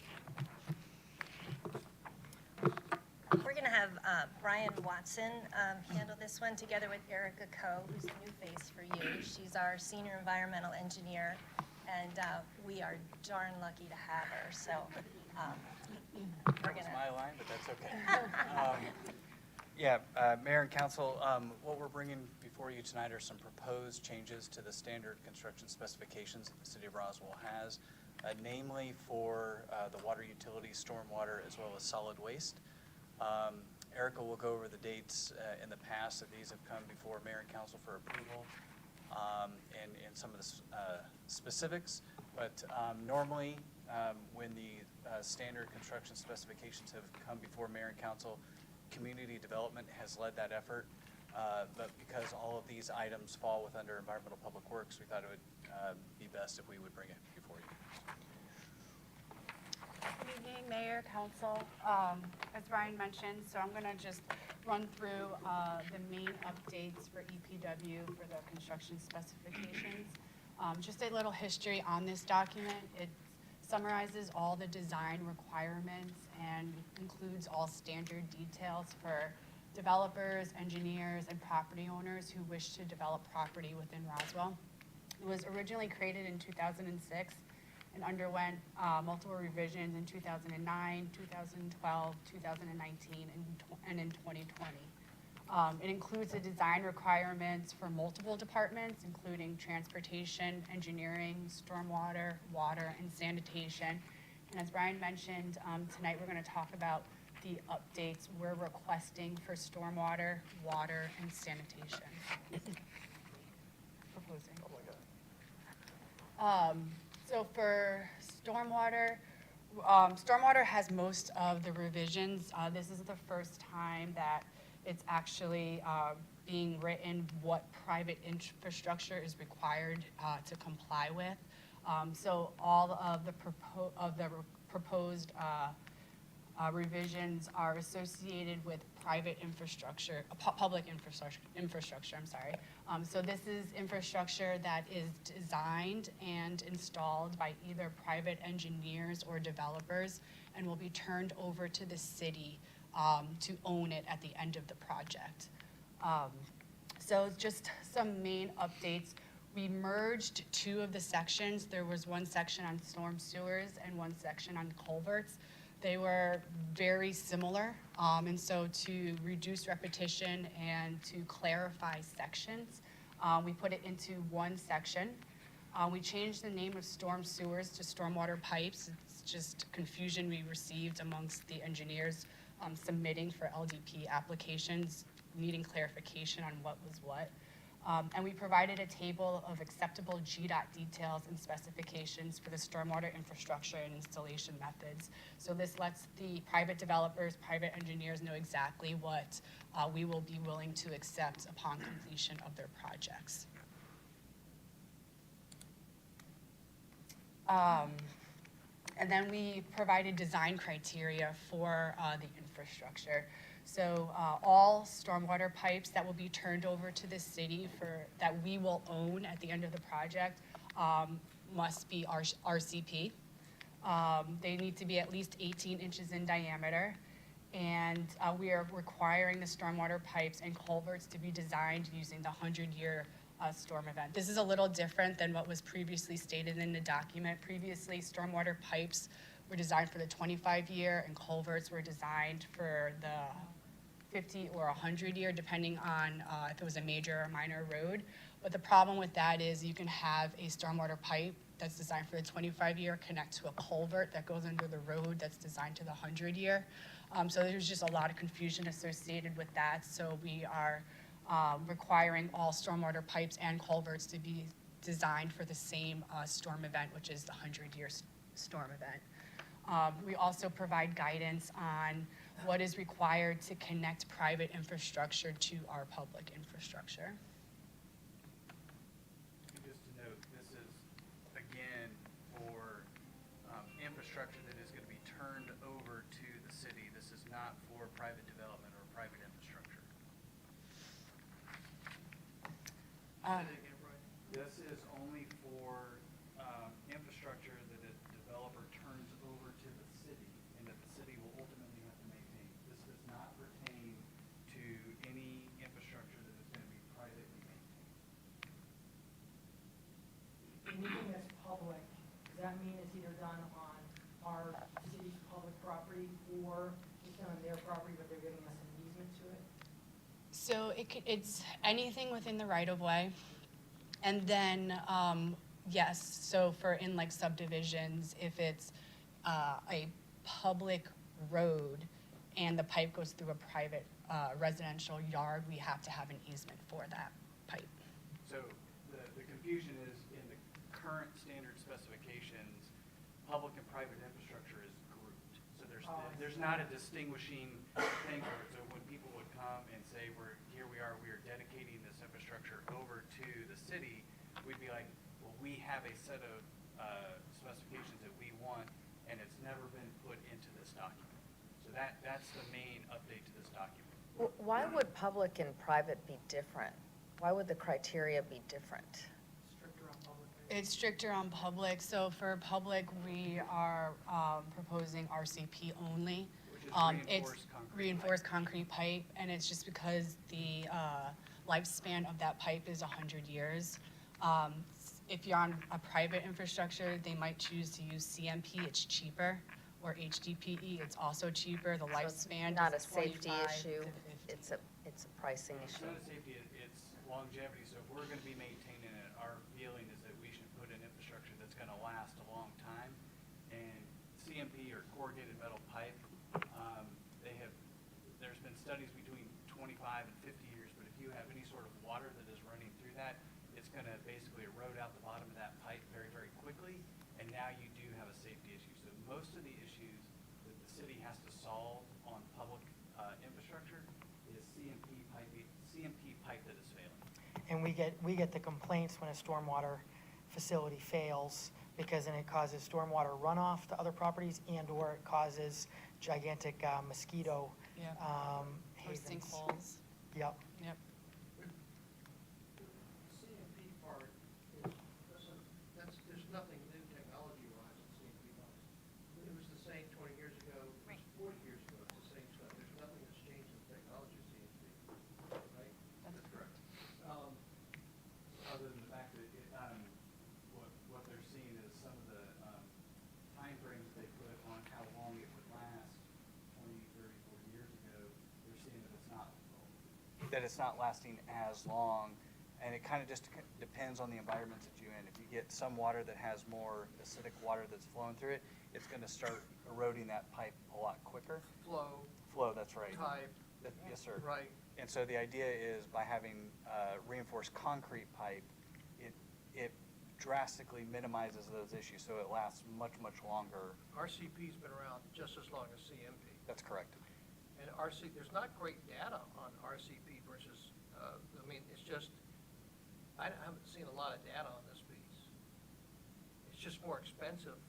It is more expensive, but it also lasts longer.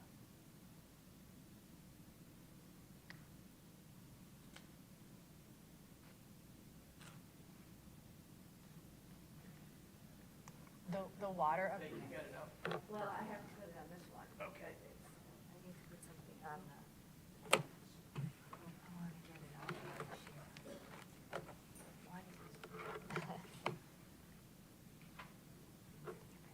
You didn't know I knew about this, did you? I don't know what you're getting ready to put up. No, well, I sold underground utilities when I first moved to Atlanta. This is how, from 1986 to 1991. And believe me, corrugated metal pipe and RCP were small parts of it. Most of it was water and sewer. I noticed, why you taking two fire hydrant manufacturers out of the mix? How come? Oh, I haven't gotten there yet, but. We haven't gotten to that. That's all. Don't worry about it. It's not a big deal. I do have a question though. Just a small fry resident question. Let me get out of my little water and sewer world. Okay. Because nobody really cares about that anyway. But I want to show you a picture. I'm trying. I want to show you a picture. Now, this is, I don't know, probably council doesn't know what I'm about to show you. I do. This is a major new development. This is Plug in your computer. This is a 10-story development based upon about 40 acres. It's an amazing project.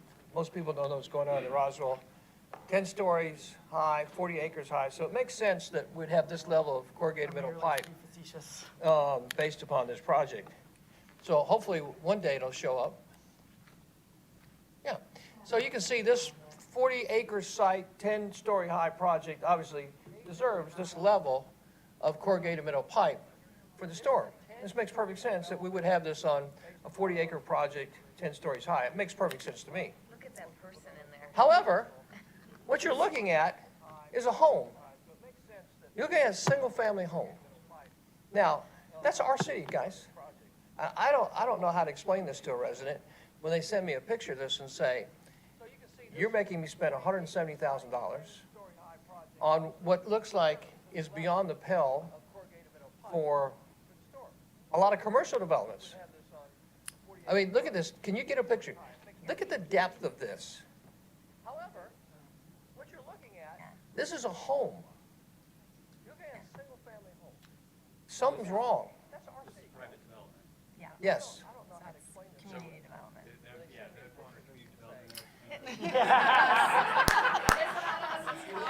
It's private.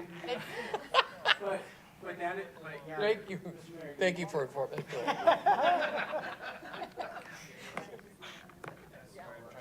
Mr. Mayor, that's one of the things is when people have come in and have asked questions again about infrastructure that the city's going to take over, those types of things that they were commingled with that with public infrastructure. So that's why we wanted to separate them out.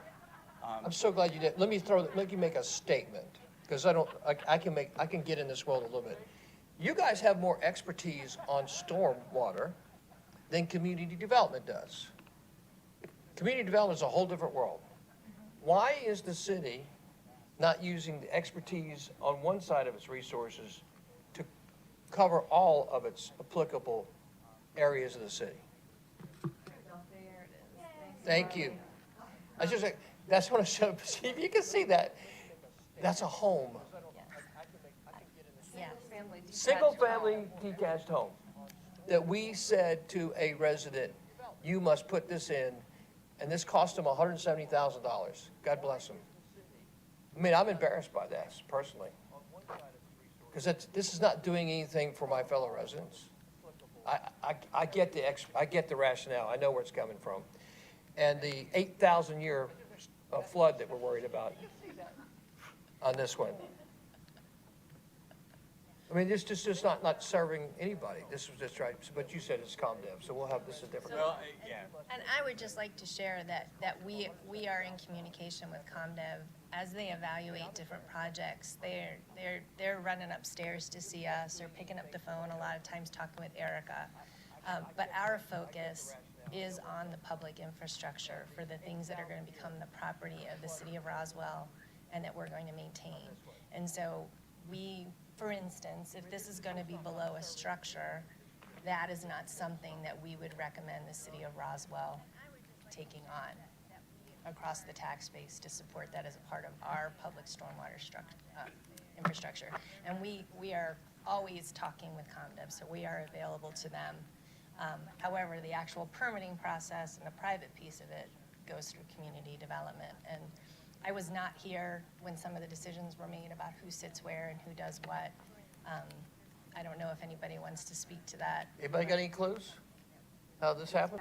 ComDev, but one thing I will say is that could be an infiltration basin underneath the ground for water quality. I don't know how big this development is for homes. Exactly. So they have to do some kind of, they have to do runoff reduction and they have to do water quality improvement. And they probably didn't have the space to do an above ground facility. So this could, I don't know where this is or what's going on, but it could be an underground infiltration facility to meet our requirements for water quality and detention. Now, when there's less lot coverage and more pervious, then that reduces the water quality requirements, right? So our requirements right now is anything with 1,000 square feet of new impervious area, you have to do a runoff reduction. Anything above 5,000 new impervious area, you have to do runoff reduction and provide detention, which means that your peak storm events for the 2 through 25-year storm event have to be less than pre-development. Just runoff reduction, for those who don't know, is basically retaining the first inch of rainfall that falls on that property and keeping it on site and getting it into the ground. So infiltrating it into the ground so that we don't have stormwater runoff. And then the water quality is really reducing post-development peak flows of the one-year storm event to before the development occurs. I will just say, this looks like, I think all my colleagues and I think the overwhelming majority of residents are hugely in favor of building new, wonderful, single-family homes. I don't think that there's an outcry of political opposition to building nice, single-family homes. If there is, it's news to me, it may be out there. But this is a perfect example where our city, historically, the city of No, creates its own chaos and is defeating exactly what we want to perpetuate. Like, I understand a little bit of the science. You'd have a hard time convincing me that that is needed for this site on, it's downtown, by the way, on Myrtle Street. So, yeah, I would love for someone to go through and show me the science and say, this is what's needed for this single-family home, to protect our residents, to protect our water, to protect us across the board. This is what we need to do. That's a big request, but I will say that the state of Georgia developed the Georgia Stormwater Management Manual back in 2016. Any of the counties that fall within the metro area had to either adopt what came out of that Georgia Stormwater Management Manual or develop their own stormwater management manual. If they developed their own stormwater management manual, it had to be equal to those requirements or more strict. The only group that I'm aware of that's done that is Gwinnett County. I don't know what year it was, but after 2016, I think it was in 2020, the city basically adopted what the Georgia Stormwater Management Manual is, and that is what is in section 12.5 of our Code of Ordinances. So where the science came from, so, you know, this is not necessarily community development because it was basically every city and county within the metro area either had to adopt it or create their own.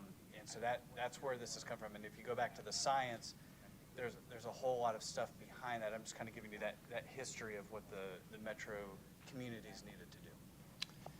Well, Brian, fair enough.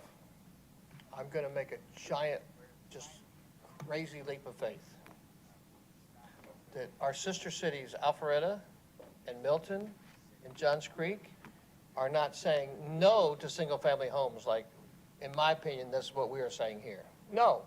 No, thank you. And that's something I'd love to have ComDev find out in Alpharetta, Milton, and Johns Creek. What would the requirement have been for this same thing? That'd be really interesting to know. I'd almost at this point say it needs to be an independent source. Yeah. You're asking the wrong. As I understand it, it was related to the MS4 permit.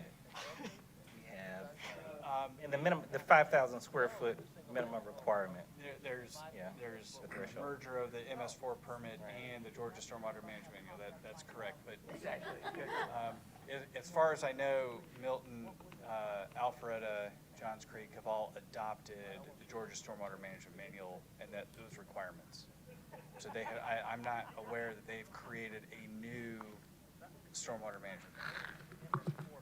Brian, Yes. do you know if there's anything that we've adopted that's stricter than the Georgia Stormwater Management Manual here in the city of Roswell? Because I think that's probably the question. What's your question, Sharon? I just was asking Brian if and he may not know the question, Erica may not, but I think the question is if the Georgia Stormwater Management Manual was required to be adopted by the Metro, has the city of Roswell adopted anything that is stricter than the Georgia Stormwater Management Manual? Let me say this, because I am not going to begin to engage the experts on what you know infinitely better than I can even begin engaging. What I do know is that a city is, this wouldn't surprise me that the city of Atlanta would do this, right? Because I don't think the city of Atlanta is interested in building nice single-family homes. They have a different perspective about what's going on with relation to their land and what they want to happen to it. So I could see the city of Atlanta saying, you want to do this? It's going to cost you a lot of money and we're going to make it really difficult on you, okay?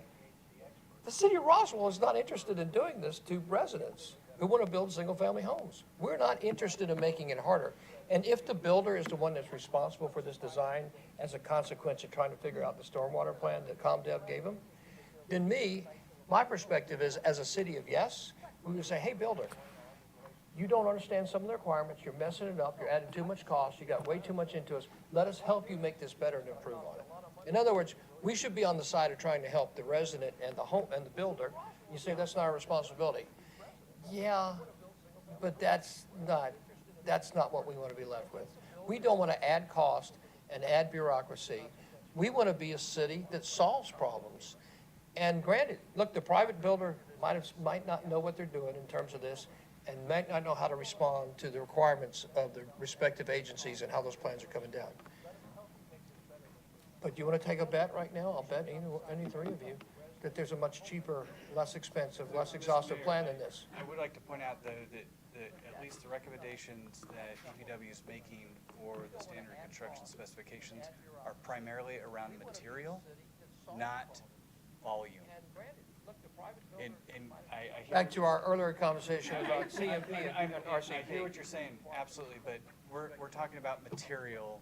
And only for public infrastructure. And it's only for public infrastructure, so But you guys are the stormwater experts. And I don't mean, with all due respect to ComDev, ComDev has a certain level of expertise. Shouldn't the stormwater experts be weighing in on stormwater across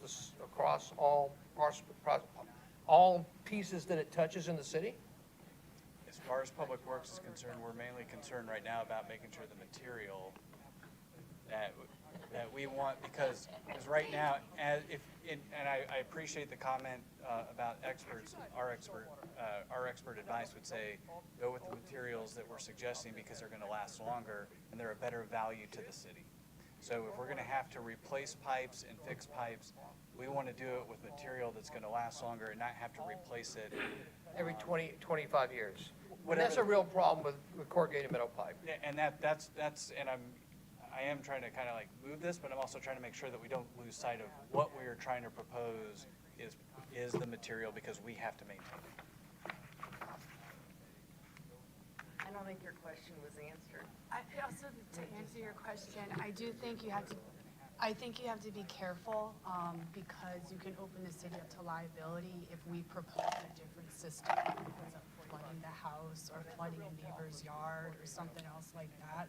So I know when talking with reviewers of ComDev, they don't typically propose a system. They just look at the system the engineer is designing and submitting and seeing if it's meeting our requirements. So it's. If you saw this, you wouldn't go say, stop? I'd want to know what it's for. Right now, the picture, there's a difference between detention or if it's going to be an infiltration practice, which means basically the water's going in there and it is going down versus acting like a detention pond. Those are different practices. They just are, right? So without knowing it,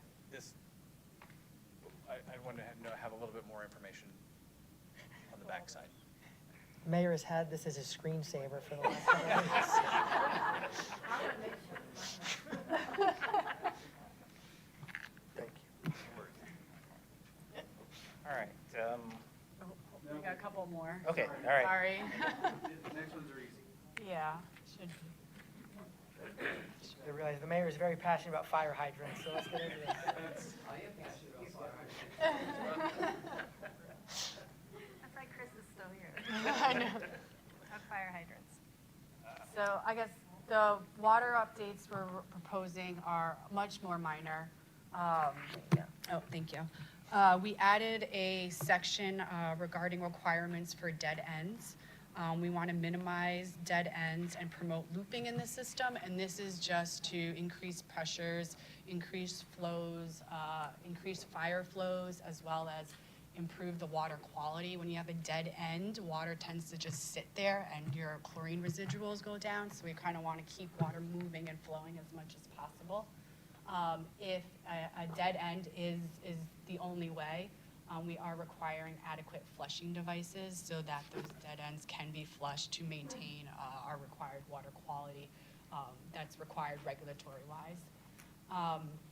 We're removing 2 acceptable manufacturers for fire hydrant, Mueller and US Pipe, and the reason for that is because we recently installed eye hydrants throughout our system, and those are the real-time pressure monitoring devices, and they are easily adaptable and installed on M&H hydrants, which is the one hydrant we are proposing to be acceptable, as well as they are easily retrofitted for leak detection, which is what the water utility will be installing throughout this system within the next couple of years. Is this just relative to the Roswell water lines? Correct. This is only Roswell's system, has So, nothing to do with Fulton County. I'm sorry for my ignorance. Nope. What's going on the Fulton County water lines in the city of Roswell, which is the majority of water lines? Like, what's our fire hydrant, for example, specifications? They have M&H, they have Mueller, I believe they have American as well. You're not putting hydrant technology? They are putting They hydrant technology on their system. I think they have budgeted to put in about 30 for their current budget year. How many do we have? We have 101 already. We are system-wide for system pressure monitoring. We are the first in the nation to have this. That's fantastic, Chris. Wow. So she had mentioned that the reason we're taking away the Mueller Did you hear that? manufacturer. Isn't that pretty awesome? The first in the nation? So we're taking away the Mueller and the U.S. pipe as options for being able to retrofit with the iHydrant technology if we so choose to do so in the future, just to add more pressure monitoring within the system, but also for the leak detection and to reduce the amount of inventory that we need to keep in supply with the other different manufacturers. And with, I don't know if you know this, but Mueller hydrants, they change their parts and designs every 7 to 10 years. So just trying to keep parts on hand is really hard. With M&H, all their parts are backwards compatible. So it'll work on today's hydrants and it'll work on a hydrant in 1936. So it helps reduce our inventory on what we need to keep on hand in the future. When did we become the first in the nation with all these eye hydrants? So with the full system monitoring for our utility, 2021. Who's the EPW liaison then? I'm trying to remember. Oh, my God.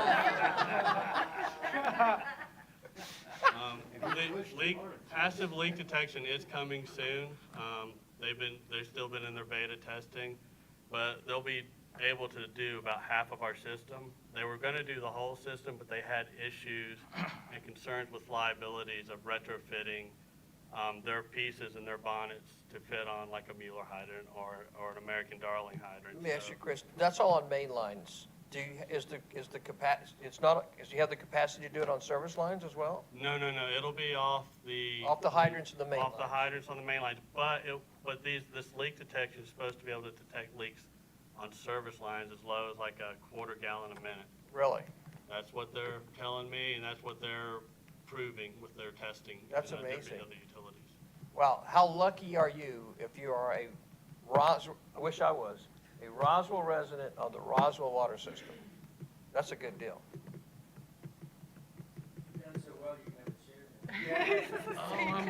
I'm good. I've been sitting for a while, I'm good.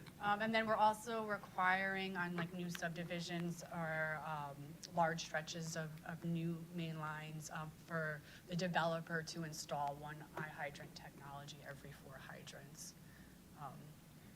Why one every 4? Roughly the space between the hydrants are about every 5 hydrants. So every 4 hydrants will have an eye hydrant for pressure monitoring. The leak detection would be like every other hydrant. Okay. And then we have updates to about 5 different details. And this is just an example of the updates. They're very minor, just to keep updated with standards. You can see here replacing 8 inches thickness of concrete to about 10 inches. So a very minor updates to the details. And then lastly, our proposed sanitation updates is updates to 3 details in section 6. The 3 details are a dumpster pad with gravel pit, standard dumpster pad, and a trash compactor enclosure. And that update is simply removing a note on the details that said gates are not allowed on dumpster pads, and that was in contradiction with our ordinance, which states that a gate is required. So there was a confusion there. So. And that's it. Motion to move forward. I encourage a lot more discussion, but whenever this committee's ready, I have a motion to move forward to council. Motion by Councilmember Palermo. We have a second? Second by Councilmember Morthland. Any further discussion? Got a few questions. Yes. All right, very good information, very informative. We have a motion and a second. Any further discussion? Seeing none. All those in favor? All right, approves unanimously, and we'll move this item forward. Thank you very much. And that does conclude the public safety.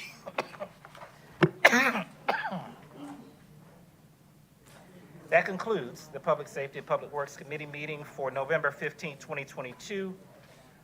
We'll entertain a motion of adjournment.